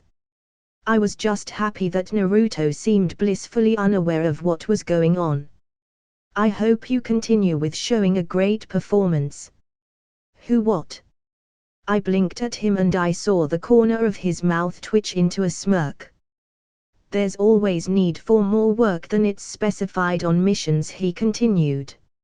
My eyes darted to the blonde boy next to us, but he had that distracted look that he got when we both started talking about something that he couldn't care less about, or he was planning some especially nasty trap. I didn't want to know which option it was at that moment though. I couldn't be bothered to care, honestly. My mind was too busy trying to get a read of what the Hokage was telling me. What the hell is going on here? My question though, would remain unanswered. Oh. So, you have a few options, kiddo, Anko started, as we stood in a now familiar clearing in our empty training ground. It was our new forest of death, in a way. You've been using pure taijutsu when fighting up close, but that's gonna have to change. It's all good when your opponents also use just that, or when they use kunai. But if you go against someone with a sword or something of the sort, you'll be at a disadvantage. I get that, I nodded before tilting my head. Isn't that what my ninjutsu is for? And if you are running low on chakra, run.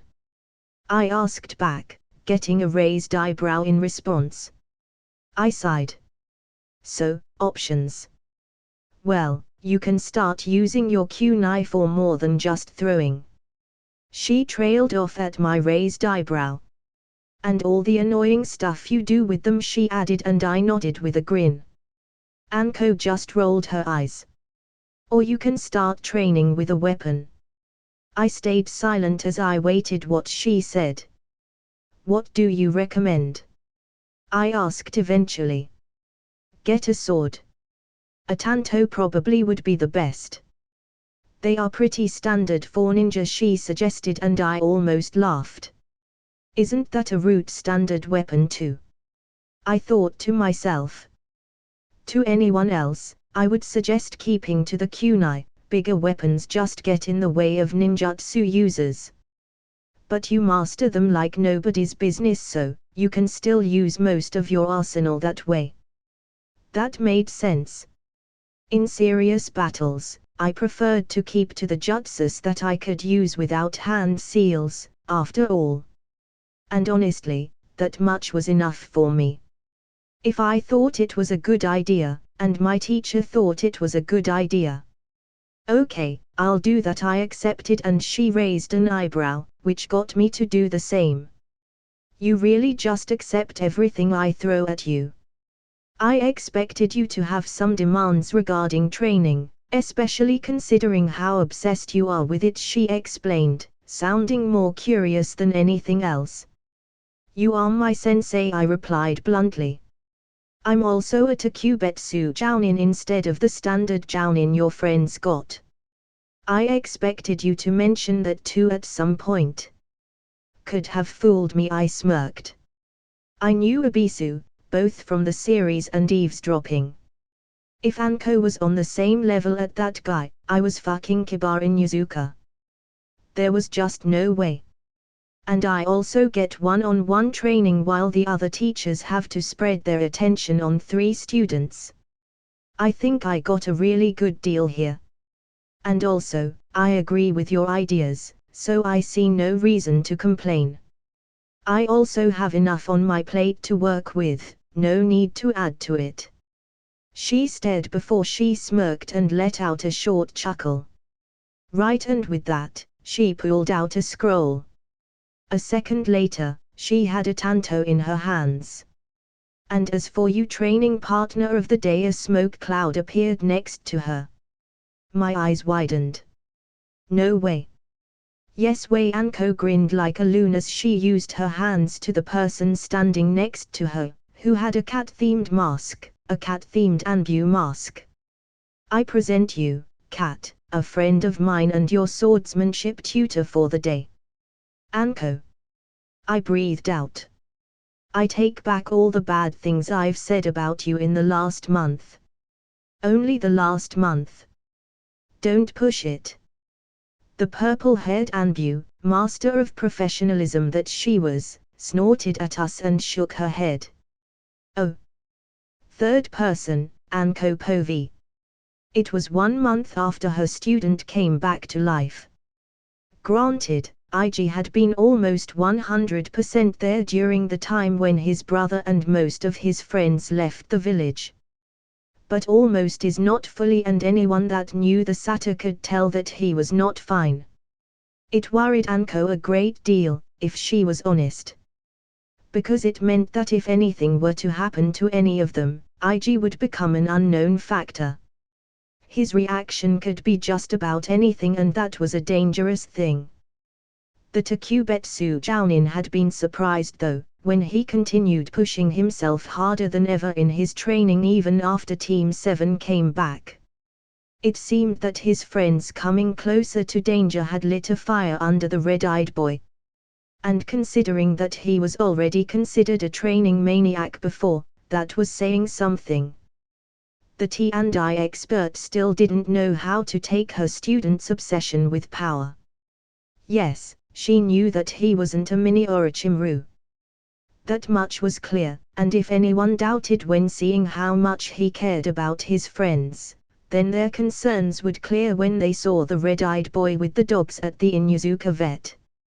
Still, despite her very good ability to read people, if she did say so herself, Anko still felt like there was something that she was missing from the picture, and it bugged her. Frustrations aside, the Mitarashi was grateful for her students' predilections at that very moment as she read over the mission they had been assigned. Assigned, not offered. They had to go on that mission. Granted, there was the option of rejecting it. There were very few mandatory missions for any ninja that wasn't very specialized or very related to the task at hand, especially in times of peace. And since this wasn't either case, it made the whole thing more worrying. Anko sighed to herself. However, they couldn't deny it. There was a myriad of eyes on IG. The boy seemed at least partly aware of the fact, but he still didn't realize the magnitude of how bad his situation could be. How bad it could be if he did one thing wrong. Like rejecting the wrong mission.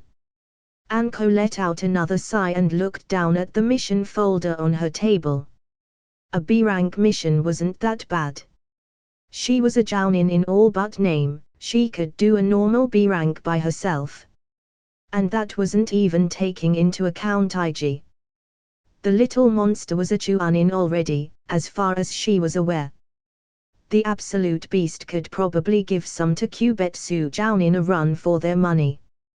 But this wasn't a normal B-rank mission. At times like this she thought, slumping on her seat. I really wish we hadn't gone in that first C rank. You don't seem happy, Anko Sensei, I pointed out as respectfully as possible. Yes, my teacher and I kept a rather unprofessional relationship with each other, but there was no need to act as such in public. She already had to deal with enough shit as it was. She didn't need to add having a student that didn't respect her to the list. You have no idea, brat, she grumbled as her grip on the mission scroll tightened. This is not a C rank. This is a B rank. At that, I took a moment to think. C ranks had been easy so far. Granted, I hadn't actually had to fight bandits, which were as dangerous as the missions could get, but I was pretty sure that I could fight any normal genin by myself. I would even go as far as saying that I could hold my ground against a low Chuunin. And that was what normal B ranks were about, as far as I was aware. This is not a normal B rank, is it? I asked, dread slipping into my voice. Her bitter chuckle certainly didn't reassure me. We can't talk about this so publicly, she said instead of answering, and I nodded. The worst thing was, she didn't like it and we had still gotten it. That meant one thing. We had to go on this mission. This was bad. Mentally, I started going over my new skills and the recently maxed ones. Advanced Chakra Control Exercises Max. Increases the chakra control of the user according to level. Chakra control now sat at a respectable B, which made me both proud and confused. The second one was because I had absolutely no idea how to increase it to a, let alone S or further, if such levels even existed. As far as I knew, I was at the peak of chakra control exercises. Maybe elemental manipulation. They were close enough to chakra control to me, but I could be completely wrong. Lightning Release, Lightning Flicker Max. D-rank technique with which the user infuses lightning on their legs to propel themselves in one direction. Range 40 meters. Consumption 10 chakra points. I'll freely admit that the lightning flicker was my favorite jutsu. Moving at such speeds was absolutely exhilarating to me. And I was immensely happy to have it maxed and be free to dash all over the place with lightning on my feet. Lightning Release, Electromagnetic Strike LVL 18. D-rank technique with which the user creates a wave of electricity from their hands. Hand Seals 1. Consumption 11 chakra points. Electromagnetic Strike was also coming along nicely, actually. And I was really looking forward to using it more now that I could be anywhere in the battlefield at any point with the flicker at the ready. Using jutsu was a lot easier when you could take your opponent by surprise with a dash and shooting from the side. Fire Release, Embers LVL Max. E-rank technique with which the user launches a small fireball at a target. Increased chances of the target continued burning by 30%. Consumption 5 chakra points. It was no surprise that Embers had been maxed before Electromagnetic Strike, obviously. They were a whole rank apart and it showed. Still, it was a very good jutsu to have at the ready if I had to face a wind release user. And not having to use hand seals increased its potential a whole lot, like with all jutsu really. There was also the fact that I would be taught the fireball jutsu, which is to say the more powerful version of Embers, soon. Apparently, soon was after this mission. I had expected this to be another C rank, but it seemed that my luck was on the low side today. There were also a bunch of skills that had gained 1 or 2 levels, that was true, but most of them weren't worth mentioning. I had found myself caring less and less about skill progressing when it wasn't maxing them. However, there was a remarkable thing to be pointed out on the list, and that was the skill I had gained during my training session with Kat, or Yuagao as I had been made aware of after reading my notebooks. Basic Kenjutsu LVL 5. Increases the skill of the user when fighting with a sword according to skill level. If I had to guess, this skill would follow the same development that Taijutsu had, and I was completely fine with that. It was nice to know how a skill would evolve with time. Ig Sata. Main title, Anko Mitarashi's Apprentice. Secondary title, Shadow of the Shinobi. Energy points, 740/740. Chakra points, 555/555. Strength, 37. Dexterity, 43. Constitution, 37. Chakra, 37. Chakra control, B. I may need to change Shadow of the Shinobi for Genin of Konoha for this mission, I thought warily to myself. After all, I wasn't going to do anything outside of the mission this time. It would suck too, since the latter's bonuses were very low compared to the former's. I took a moment to amuse myself once more at the 555 value of my chakra. It didn't help much with my nerves though. Okay, so Anko started, her voice sounding nervous and tired. I actually had to stop and wonder if I had ever heard speak like that. I doubted it. This isn't a B rank. I wouldn't have a problem taking you on one of those. No, this is an A rank mission, actually. I tensed up and a smirk that held none of the usual pride or mocker showed on her face. Let's see, she started, letting out a hollow chuckle and opening the scroll on her hands. We have to track a pair of shinobi that seem to be carrying some suspicious weapons, she explained, making the with her fingers. One of which is a narrow longsword with a long thin wire attached to the base of the hilt, and the other consists of a big scroll with a handle and an edge to the side that's filled with tags. I paled. Yeah, kiddo, she said, her shoulders dropping and a defeated expression taking over her face.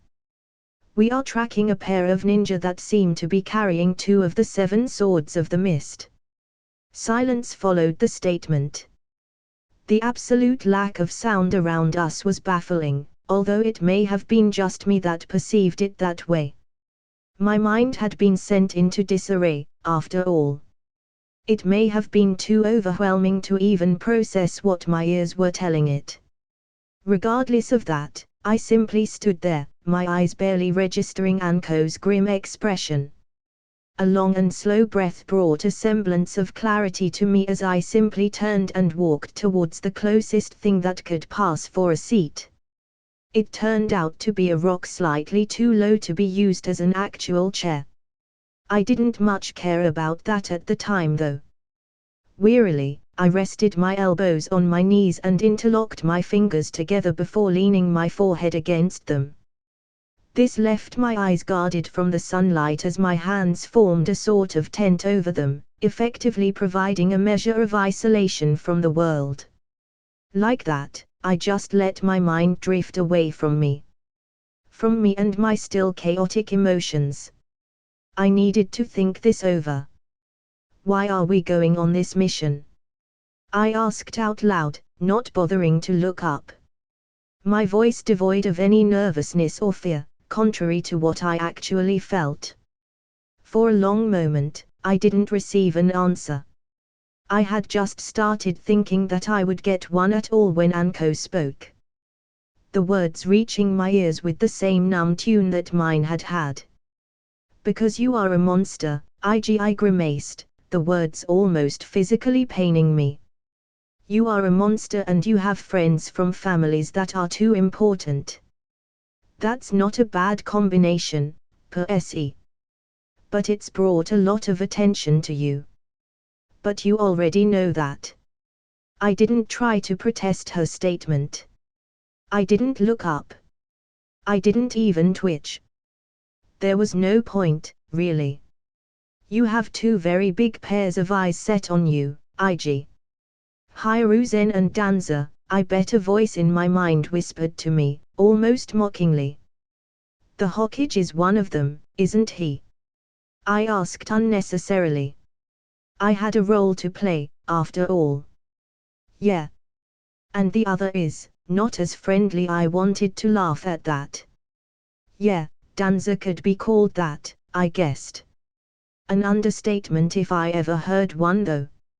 Anyway, like I said, this wouldn't really be bad, but your luck didn't favor you this time, kiddo. I almost grimaced again at the sadness in her tone. It's seriously one of the worst times to have that kind of attention. And it's showing, evidently. A corner of my mind was surprised.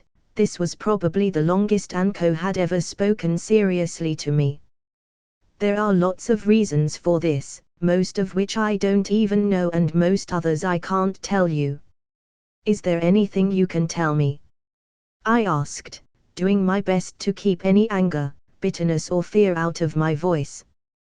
We've taken a side in the mist civil war. I could almost hear my brain shouting not no, but fuck no, in my head as I clenched my eyes shut as if that would help me process all the shit that was being thrown my way.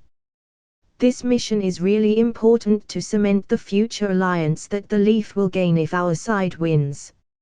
And they are giving it to a Takubetsu Jounin and a Genin. This time the bitterness was very much present in my words.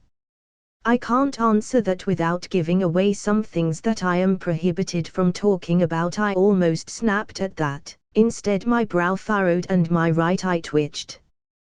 What I can say is that we have 2 weeks to do this, and in case of failure the mission will be given to someone else. Then we can just. I seriously expect that you don't suggest we purposely fail the mission. I flinched at the steel in her voice. In a normal case that would be a very dark mark in your record. But this isn't a normal case. You could have repercussions for life if it got out that you did.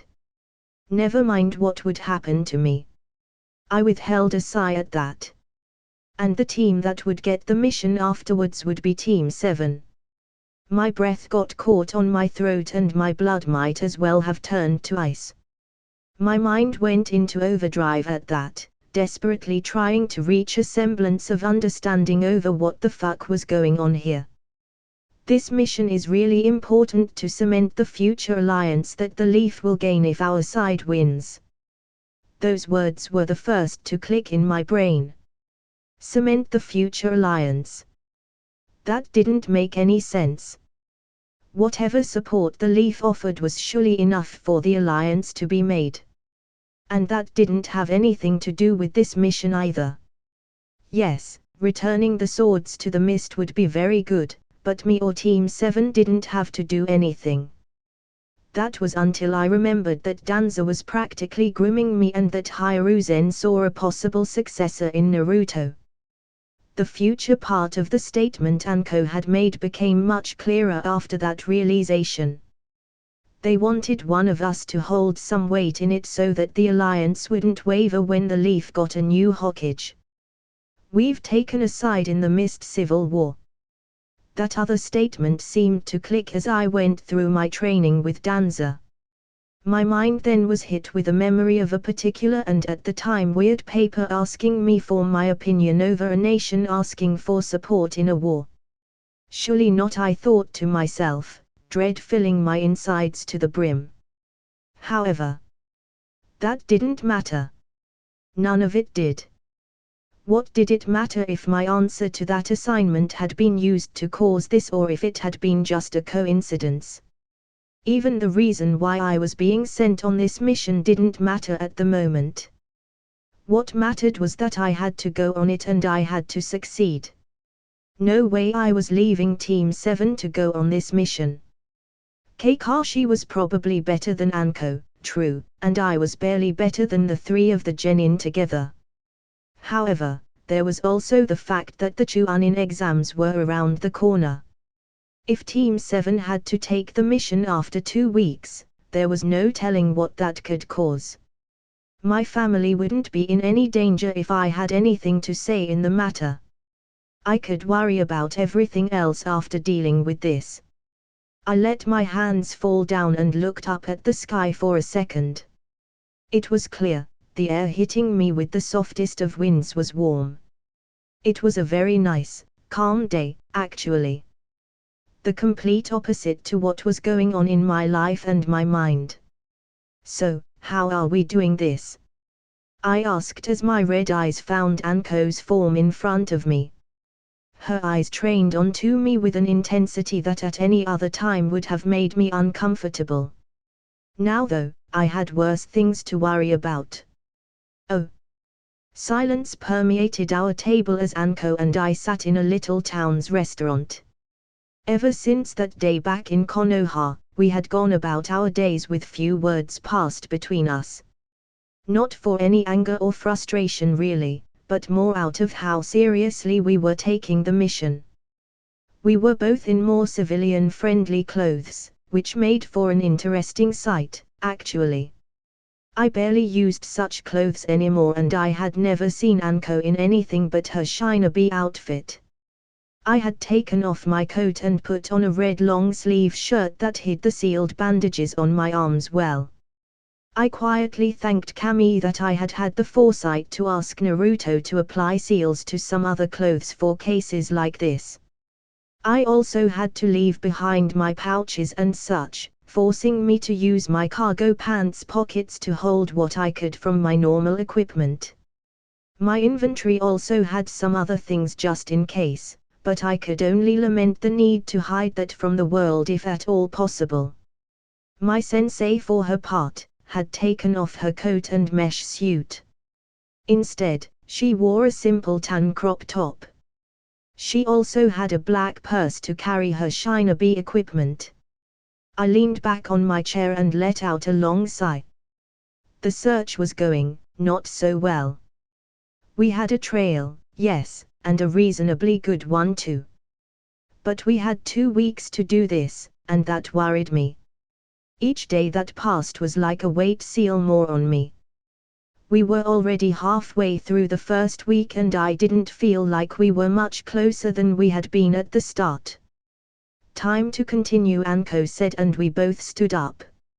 Her cocky smirk, even though it had dimmed a bit during the mission, changed into a small smile. I could almost believe that she was a normal woman. Meanwhile, on my end, my neutral expression changed into a smiling one as I prepared myself to deal with the town's children and see if they had overheard anything from their parents or seen something while playing in the woods. You have a scary good impression of a normal kid, I gotta say.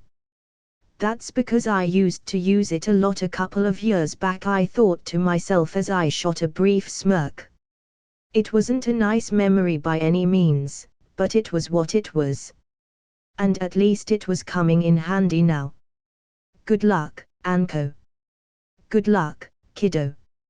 And with that, we went our separate ways. It was the same throughout our search. Stop in a town, walk around and see if someone might know something. If a stranger wouldn't get the information, then we transform and keep digging. Tracking someone, though, was easier said than done. Especially when they were ninja, since everyone and their mother could use a transformation jutsu. And thus, we had our work cut out for us. Their swords were obviously hidden, and their appearance changed. How did we go about it? Well, we had to get a bit creative. We knew they were two, at least, and we also knew a bit of their personalities. So, we had to keep an ear out for anyone new visiting the towns or someone displaying a weird change in personality for if they impersonated a local. That's how we got to add a few things to the information we had on them. Mainly that they sucked at keeping themselves undercover. This was good and bad. Good because, well, it obviously made our work of finding them easier. Bad because while they were very bad at it, that had also led to them developing a specifically annoying skill. They were very good at moving around. The two sword wielders were always running from one place to the other, which made our job understandably harder. We could only hope that we would catch up before the 2 weeks were up. The guy was very weird though, the dirty blonde boy in front of me said absent-mindedly as we sat out while the other kids played some sport native to the Naruto world that I had never bothered learning. We were on the edge of the town on a clearing next to the woods that seemed to be a common place for kids to play in. The boy next to me had tired out after a while and I had soon after followed his example to see if I could get something out of him. It turns out I was right. Said something about an annoying bitch following him and his partner. I had to make a conscious effort not to narrow my eyes at that suspiciously and my guard went up. What kind of civilian kid talked like that with such a casual tone? Said that she had a puppy following her around too. My worries did a 180 at that. I had almost sounded like he had been talking about Anko, and he also said that you should look down, Idiot, the kid said then, and my eyes widened as he dissolved into water. My eyes darted down and I cursed internally as I tried to flicker to a side. I wasn't fast enough though, and the kunai with a tag at my feet exploded, sending me flying to the side. It was a good thing that I was resilient. As I prepared myself for the landing though, I saw the shine of ninja wired around the place I would fall on. Fuck, I thought, twisting my body mid-air a bit and quickly using my right arm to push against the ground as fast as I could away from the place.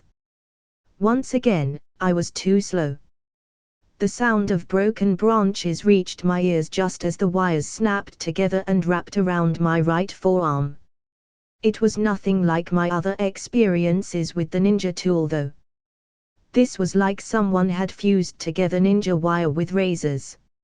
A strangled whimper escaped my lips as I felt the thread cut through my shirt and bandages and dig right into my flesh like a hot knife on butter. The pain though, only got worse as I felt a tug on the wire and my body was pulled up into the air, like someone's sickening version of a pendulum. Well, what do we have here?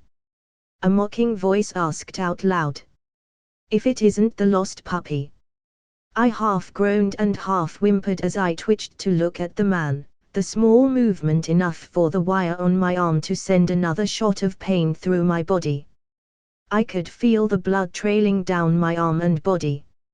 I had dealt with pain through my training, bruises were not strange things for me, neither were cuts and some worse things.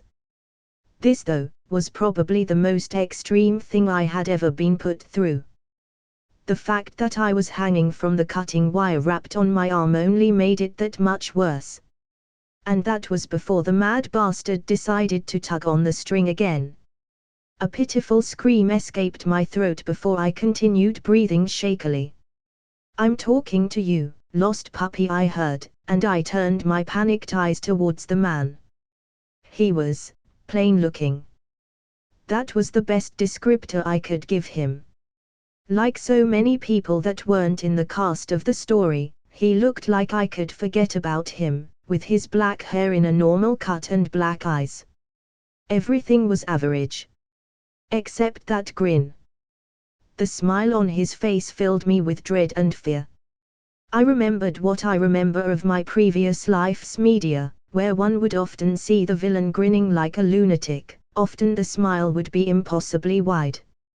And those sources could never do justice to how unnerving the real thing could be, as I was finding out. That's more like it if anything. His lips seemed to stretch even more to the sides when he noticed that he had my attention. Now, I want you to look me in the eye when I do this, and with that said he pulled up the needle-like sword, New Ivory. With him holding it like a javelin, I didn't have any doubts of what would follow as I hung in the air by a cord. Fuck you, Joker wannabe. I thought to myself as I activated stunning thread on the wire still cutting into my arm. My hand cackled with electricity and then nothing. And after the silence followed laughter. That was funny. The man shouted. New Ivory's wire is special, obviously, he explained, mockingly stretching out the obviously. Of fucking course one of the 7 swords wouldn't have normal wire. So long as I channel chakra into it, it'll be stronger, sharper, and nobody can mess with it but me. But nice try though. And then he continued laughing. And there I was, with an arm rendered nigh unusable trapped inside cutting wire. Unable to get it off as it held me in the air in front of a madman. My mind, muddled by the pain and the fear, tried its best to come up with something, anything that I could do to get out of this situation. The distant sound of an explosion reached us. And that, the man said, snickering at something only he knew, is your backup meeting my partner, lost puppy. What little blood there was in my face quickly vanished. Yeah, he will have fun with the annoying bitch. Him and some new associates of ours. But that's not important, now. He twirled the blade in his hand with as innocent a smile as someone like him could manage. Then, the sword settled into the previous hold he had and he positioned himself. The grin changing to that crazed one that he had before. A second later, new ivory was thrown at me as I hung limply in the air. Die for me, lost puppy. I would like to say that as the madman in front of me threw one of the 7 swords of the mist straight towards me, I kept a clear head and thought of a plan to fight him.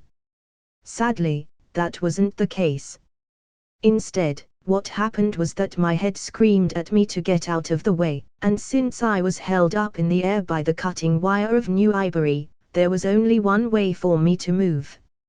I pulled myself up with my right arm, making the steel thread tighten its hold on my forearm. Yet another shot of pain traveled through my body, but I took solace in the fact that the sword had clearly missed me, flying by and piercing through the tree behind me. "TCH, stubborn lost puppy," the man grumbled before he pulled on the thread that he held on his other hand to bring the new ivory back to him. I wasn't having any of that though. Gulping down, I mentally called for the only jutsu that I could think of to get me out of this situation. A second later, a ball of fire escaped my mouth and splashed against the branch that held the wire, and thus me. Once I touched the floor, I let out a breath that was midway from a sigh to a groan. I also deactivated the weight seals on my clothes. I really didn't need those dragging me down right that moment.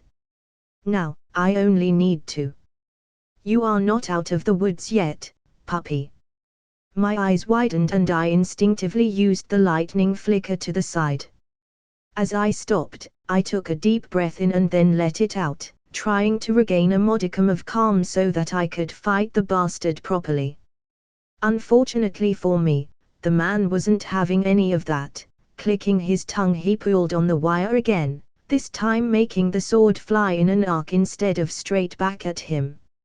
I was barely fast enough to not have my head separated from my body as the blade flew past where I had been standing. Will you stand still, damn it? This battle isn't looking good, I thought to myself as my brain worked overtime trying to come up with a strategy against the man. That I knew nothing about him aside from his use of new ivory wasn't helping, neither was the fact that he wasn't letting me have even a second to myself. Understandable, but bad nonetheless. Okay, fuck this. One of the 7 swordsmen, unofficial or not, is very above my pay grade, I decided, stealing my resolve to do something that I had tried not to for the longest time. Not hide my system. Dying wasn't worth that, obviously, and having a disadvantage such as an injured arm was compelling enough to force my hand. Mentally calling for the inventory screen, I tried to push the wire connected to my arm inside. I could only stare in horror as the screen completely ignored what I was trying to do. Panicking, I used another flicker just in time to avoid another throw. You are starting to annoy me, lost puppy, the man threatened. I ignored him as I tried to come up with something else quickly. Then I remembered the man's words from before. So long as I channel chakra into it, it'll be stronger, sharper, and nobody can mess with it but me. Okay, let's test that, I thought as I tried to channel my own chakra on the threat to try and counter his. New skill acquired, chakra flow, lightning LVL1. I flickered away before calling the screen to check. Chakra flow, lightning LVL1. Technique with which the user can channel elemental chakra into weapons to grant them special enhancements. Increases the cutting power of the weapons affected by 5%. Weapons have a 5% chance of causing numbness on contact. Consumption 10 chakra points per second. I grimaced. I hoped those effects wouldn't affect me in this case. I seemed to be safe from the numbness effect, but the cutting was difficult to tell, honestly. He didn't seem affected by it either though, but I kept the skill up, just in case I could take the control of the blade from him. In the meantime, how do I deal with this guy? I thought, doing my best to push aside the pain from my right arm and dodging the sword once more. That's it, I'm tired of you. He shouted, clearly having enough of this little game we had been playing. It was good while it lasted, I thought to myself as I saw him take the blade once more, this time charging at me instead of throwing. Right when he was about to hit me though, I used substitution with a broken branch nearby. Instantly, I placed a basic mirage on the man and threw out a pair of sparkling shuriken at him. His response was a sneer as he blocked both of them with his sword. Really, puppy? Shining toys? That's all you got? He asked, more annoyed than anything else. I flickered away, even though he hadn't even done anything yet. Are you only good at running? I let out a small smirk as his mocking question was interrupted by an exploding tag. I had thrown that with a kunai hidden both by the basic mirage and the distraction provided by the shurikens. I quickly pulled out the Fuuma shuriken that I had stored inside my inventory and threw it with a flashing shuriken. I clicked my tongue as the man vanished in a cloud of smoke. Substitution, most likely, I deduced. Once I found him, I had to suppress a small smirk. There was a nick in his cheek. Now, normally, that wouldn't be much, especially with how crappy my situation was. But that little cut was enough to make the guy bleed. And if he was bleeding, then Bloodhound was active, and I was happy with any and every buff I could get. You little piece of shit, I'm gonna gut you like the fucking dog you are. I got upgraded to a dog.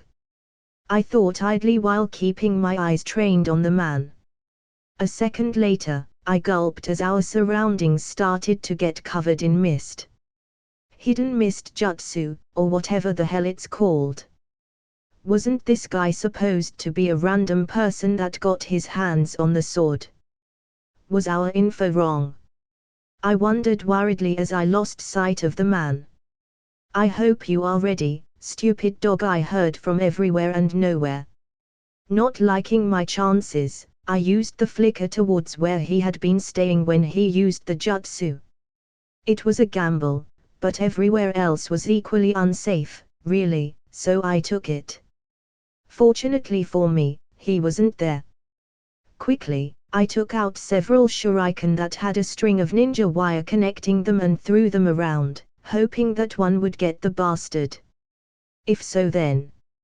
I heard him click his tongue and I immediately unleashed stunning thread on it. Ugh, motherfucker. Once I pinpointed his location, I threw a kunai with an exploding tag on it. I wasn't sure how accurate I had been, but I couldn't second guess myself. I needed to get the upper hand or I was screwed. I was still bleeding out through my arm, so every second counted. When I heard him scream after the explosion, I quickly took out a kunai from my inventory.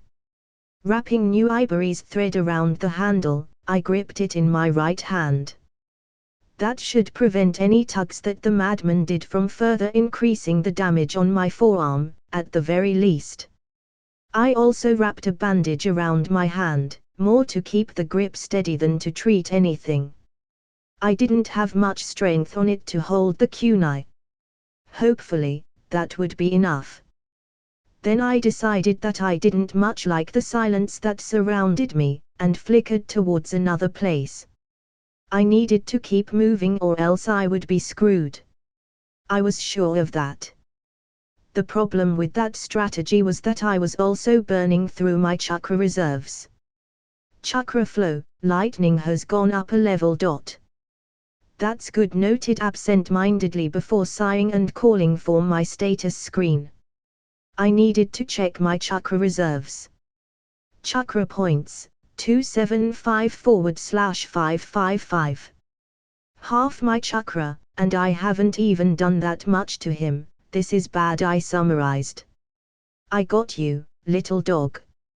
I heard, and, a split second later, I saw the man's shadow appear right behind me.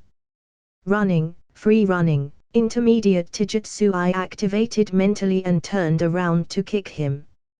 My eyes widened in surprise and horror as I saw my foot pass right through him. Dissipation. I called out this time, and the shadow disappeared, revealing a grinning man right in front of me with his arm up holding new ivory. The blade came down like a guillotine, intent on splitting me right in the middle. I jumped back, but clearly I wasn't fast enough since I felt the thing cut through my right cheek. At the moment, I couldn't have told you if the cut was shallow or not, since I didn't have the time to check and the pain contest was still being won by my right arm. Still, I couldn't come out of the exchange on the losing side, and quickly sent another kick to his stomach, this time connecting. Uff, the dog has fangs, who? I interrupted him by burying a kunai in his arm. He could continue talking if he wanted to. It just gave me more time. He evidently expected me to be more scared and use some hit-and-run tactics. He was dead wrong though. Oh, shit. He shouted as a small fireball flew towards him and he vanished in a cloud of smoke. I took a deep breath in. Chakra flow, lightning has gone up a level. Instantly dismissing the screen. I tried to find where the fucker was. Giving up, I sighed internally as I flickered to the side. Then I pulled out a handful of shuriken from my inventory and sent a volley of them as spread out as I could, hoping against hope that one would hit. My body was already growing tired, or maybe it was better to say that blood loss was taking its toll on me. My limbs felt heavier than normal, even more so than with the weight seals on. I also could still hear the distant explosions that signaled Anko's fight. This battle couldn't go on for much long.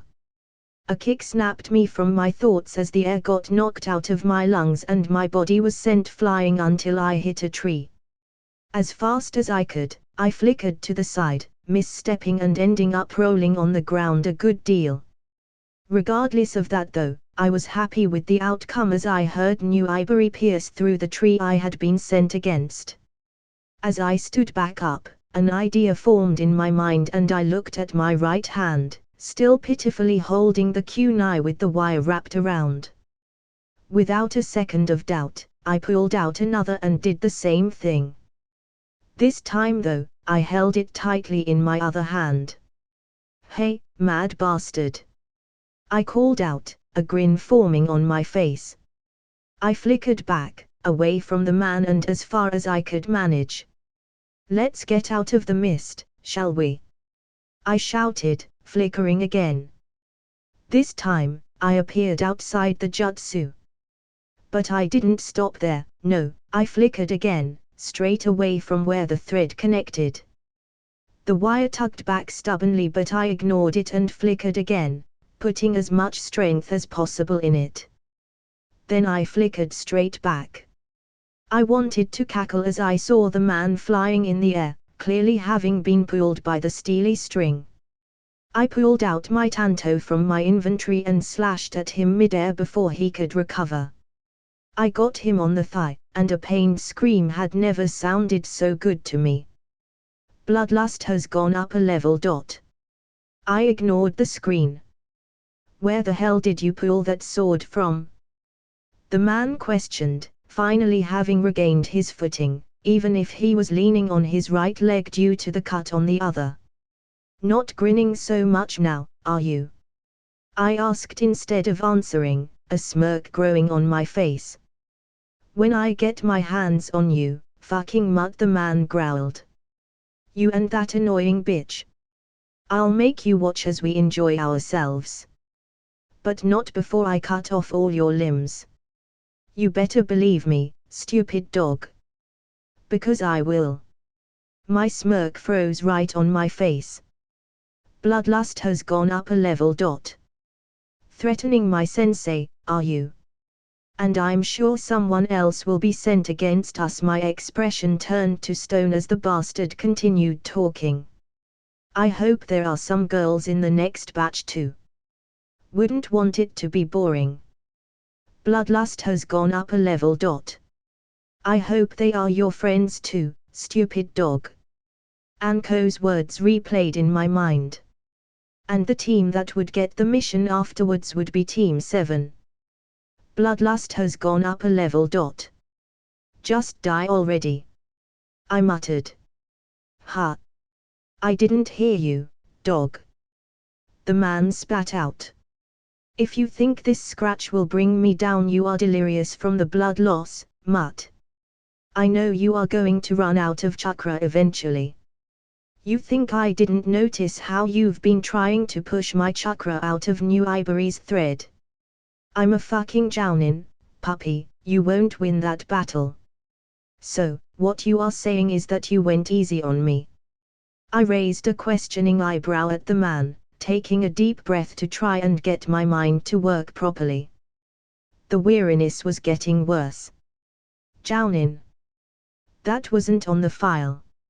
Sure was. The man snarled at me. You think just anyone can carry one of the 7? You leaf ninja think too highly of yourselves. Especially thinking you can just step into something that's none of your business. Was this whole thing about the civil war and what the leaf was doing? I wondered. But my partner and I will teach you. You, and whoever else comes for us, he spat out. You sure about that? I asked, my voice calm and collected. Nothing like my inner thoughts. Oh. Confident are we? You really must have lost a lot of blood. No, it's just that your head is overinflated, I countered easily. Ha. You really shouldn't have threatened my sensei like that, I pointed out. And you really shouldn't have said that about the next batch either. You see, I'm very protective of those guys. Are you out of your mind, mutt? He asked, this time looking honestly confused. A little bit. The immediate answer seemed to take him by surprise. But that's what dying does to a man. What the fuck are you, ugh? His question was interrupted by a shock reaching his arm, making him drop New Ivory. Bloodlust has gone up a level. Chakra flow, lightning has gone up a level. One of the first rules about fighting, I said conversationally as I pulled on the steel thread and got New Ivory to travel back to me. The Jounin looked in absolute bafflement at the weapon. I also took that moment to turn off chakra flow. Never underestimate your opponent. What the hell did you do? He asked, somewhere between incredulous and afraid. I coated all my weapons in poison, I explained, sparing a glance at the legendary weapon in my left hand. It was beautiful now that I saw it up close, and it wasn't being used to fight against me. It won't do much to you per se. But it'll screw over your chakra control, I added with a lazy smirk. If you think I need a weapon or chakra to fight a fucking kid, you have another thing. The sound of electricity filled the forest for a second and the man's voice went silent. He, himself, stood there, mouth opening and closing with his tongue moving. However, no sound escaped his lips. Instead, a second later, the man coughed blood as his hands went to his throat that now sported a deep slash across it, almost reaching his spine. No weapon, no chakra control and an overinflated head, I commented, my face turning into a bored expression. Really easy fight, if you ask me. I had half expected him to turn to me with fear in his eyes, or anger. Either of the two would have made sense. The complete surprise in them, though, was almost funny to me.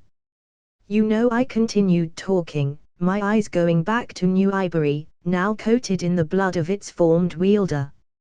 I expected my first kill to feel different. I expected to feel remorse, guilt or any such thing. Maybe even feel happy that I had dealt with a dangerous person or whatever. Instead, I feel nothing.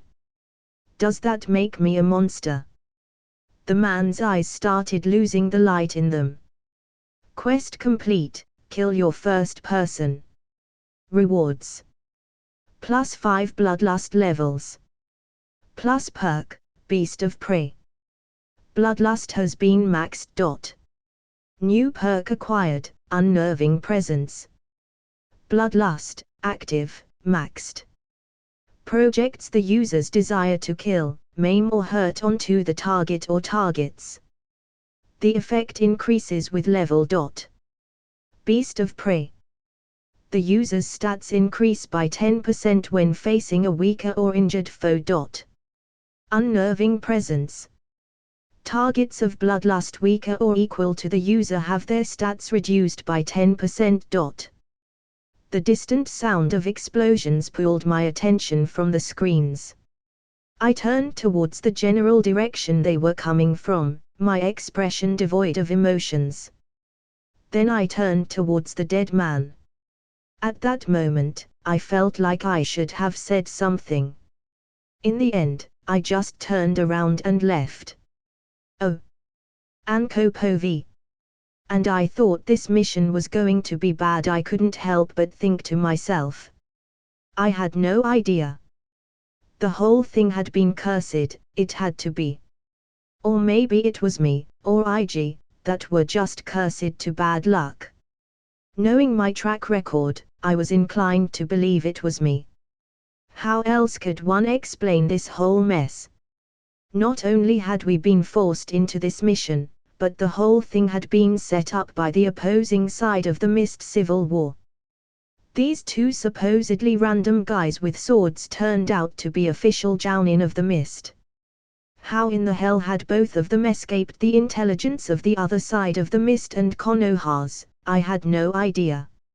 And it certainly wasn't the moment to question that.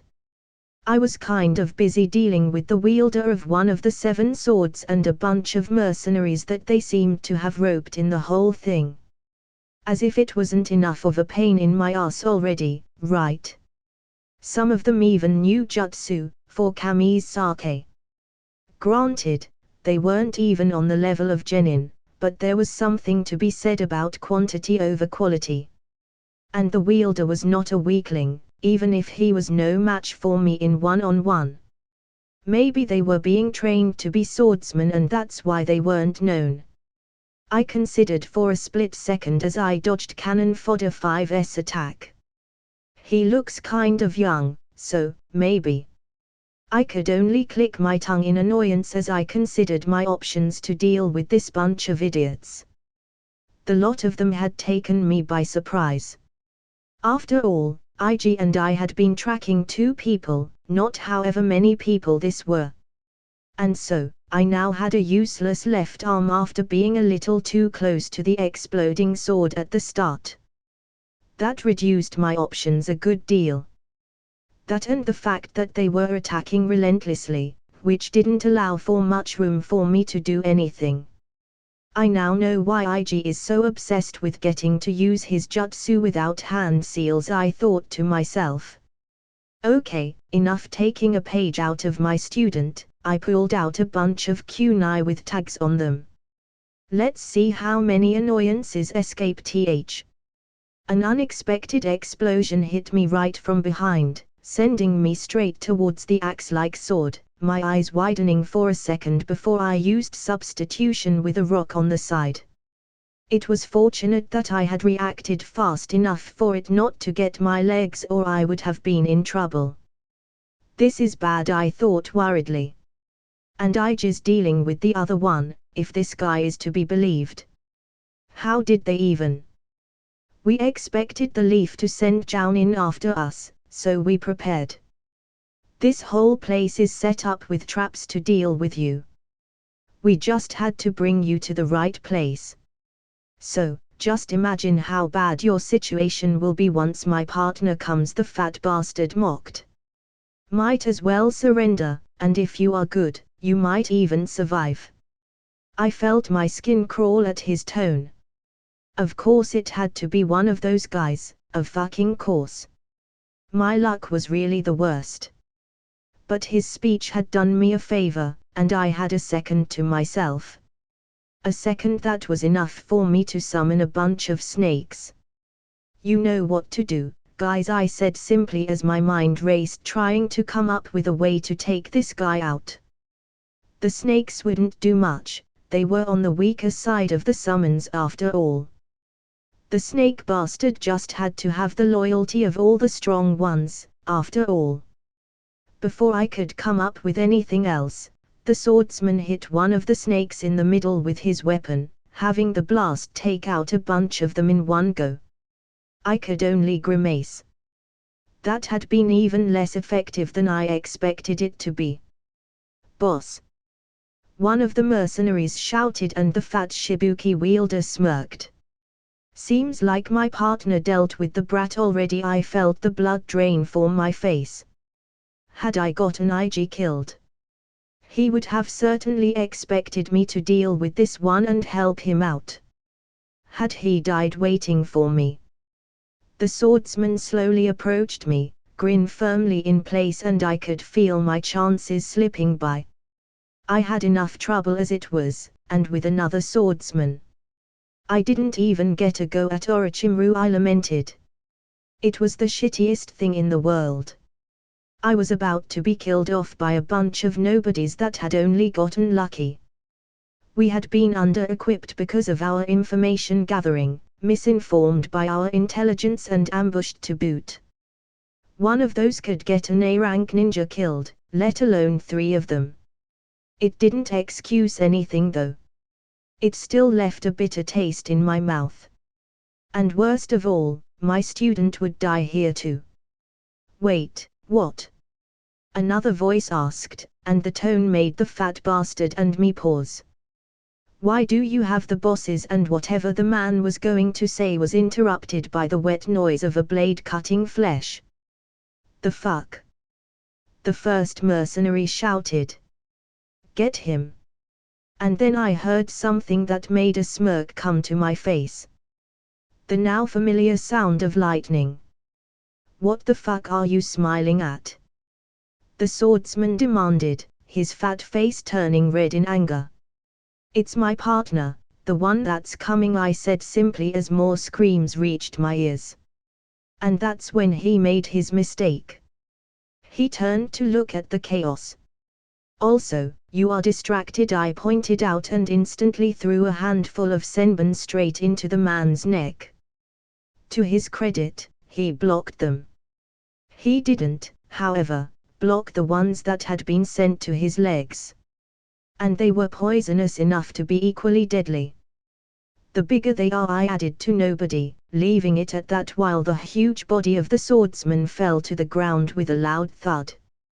"You okay there, Sensei?" a voice asked, and I felt an ice-cold sensation traveling down my spine. I turned and my face went from smirking to horrified at Ige's visage. There stood my student, a steady stream of blood dripping from his right arm, a cut on his cheek looking like a scratch in comparison to the state of the limb. His left hand held the other one of the legendary swords. But the most striking feature in sight were his eyes. I had always thought they were creepy. Nothing like Kyoinai's bright ruby-like irises. No, his was a shade darker, more ominous. And I had never been able to quite point out why they were so. But now that there was so much blood around the boy, I knew what those eyes reminded me of. "If you think that you'll get away from this," whatever the mercenary was going to say, nobody knew. He had been taken out instantly with new ivory piercing straight through his head before being pulled back by the threat. It was then that I noticed that said ninja wire was connected to Ige's right arm. It was also then that I realized why said limb was bleeding. He had the wire inside his arm. I felt biles threaten to come out of my mouth as I realized that Ige had come all the way over here, and probably even fought against the other swordsman like that. Even worse was that he didn't seem to notice. You can come here and try to attack us, he said, eyes locked on the remaining mercenaries. And die, or you can just go away. Of all the things for my student to say. That wasn't what I had expected. Maybe a joke about having to rescue me, or a smirk and a taunt to the mercenary. But his cold words brought a realization to my mind. IG had killed for the first time. Repeatedly. And looking at him now. This might be a problem I could help but think as I looked at the usually warm boy growing seemingly colder by the second. The mercenaries, thankfully, were smart enough to run for it. Aren't you too young to be a knight in shining armor? I questioned, somehow managing to hide my nervousness. I was almost unnerved when his eyes turned to me, ice cold and bereft of emotion, and then he opened his mouth to speak, but no sound came out as he moved his jaw up and down. A second later, he fell to the ground like a puppet that had its strings cut. That's it, guy, for now. Hope you like the video. Like, share and subscribe the channel. Thanks for watching.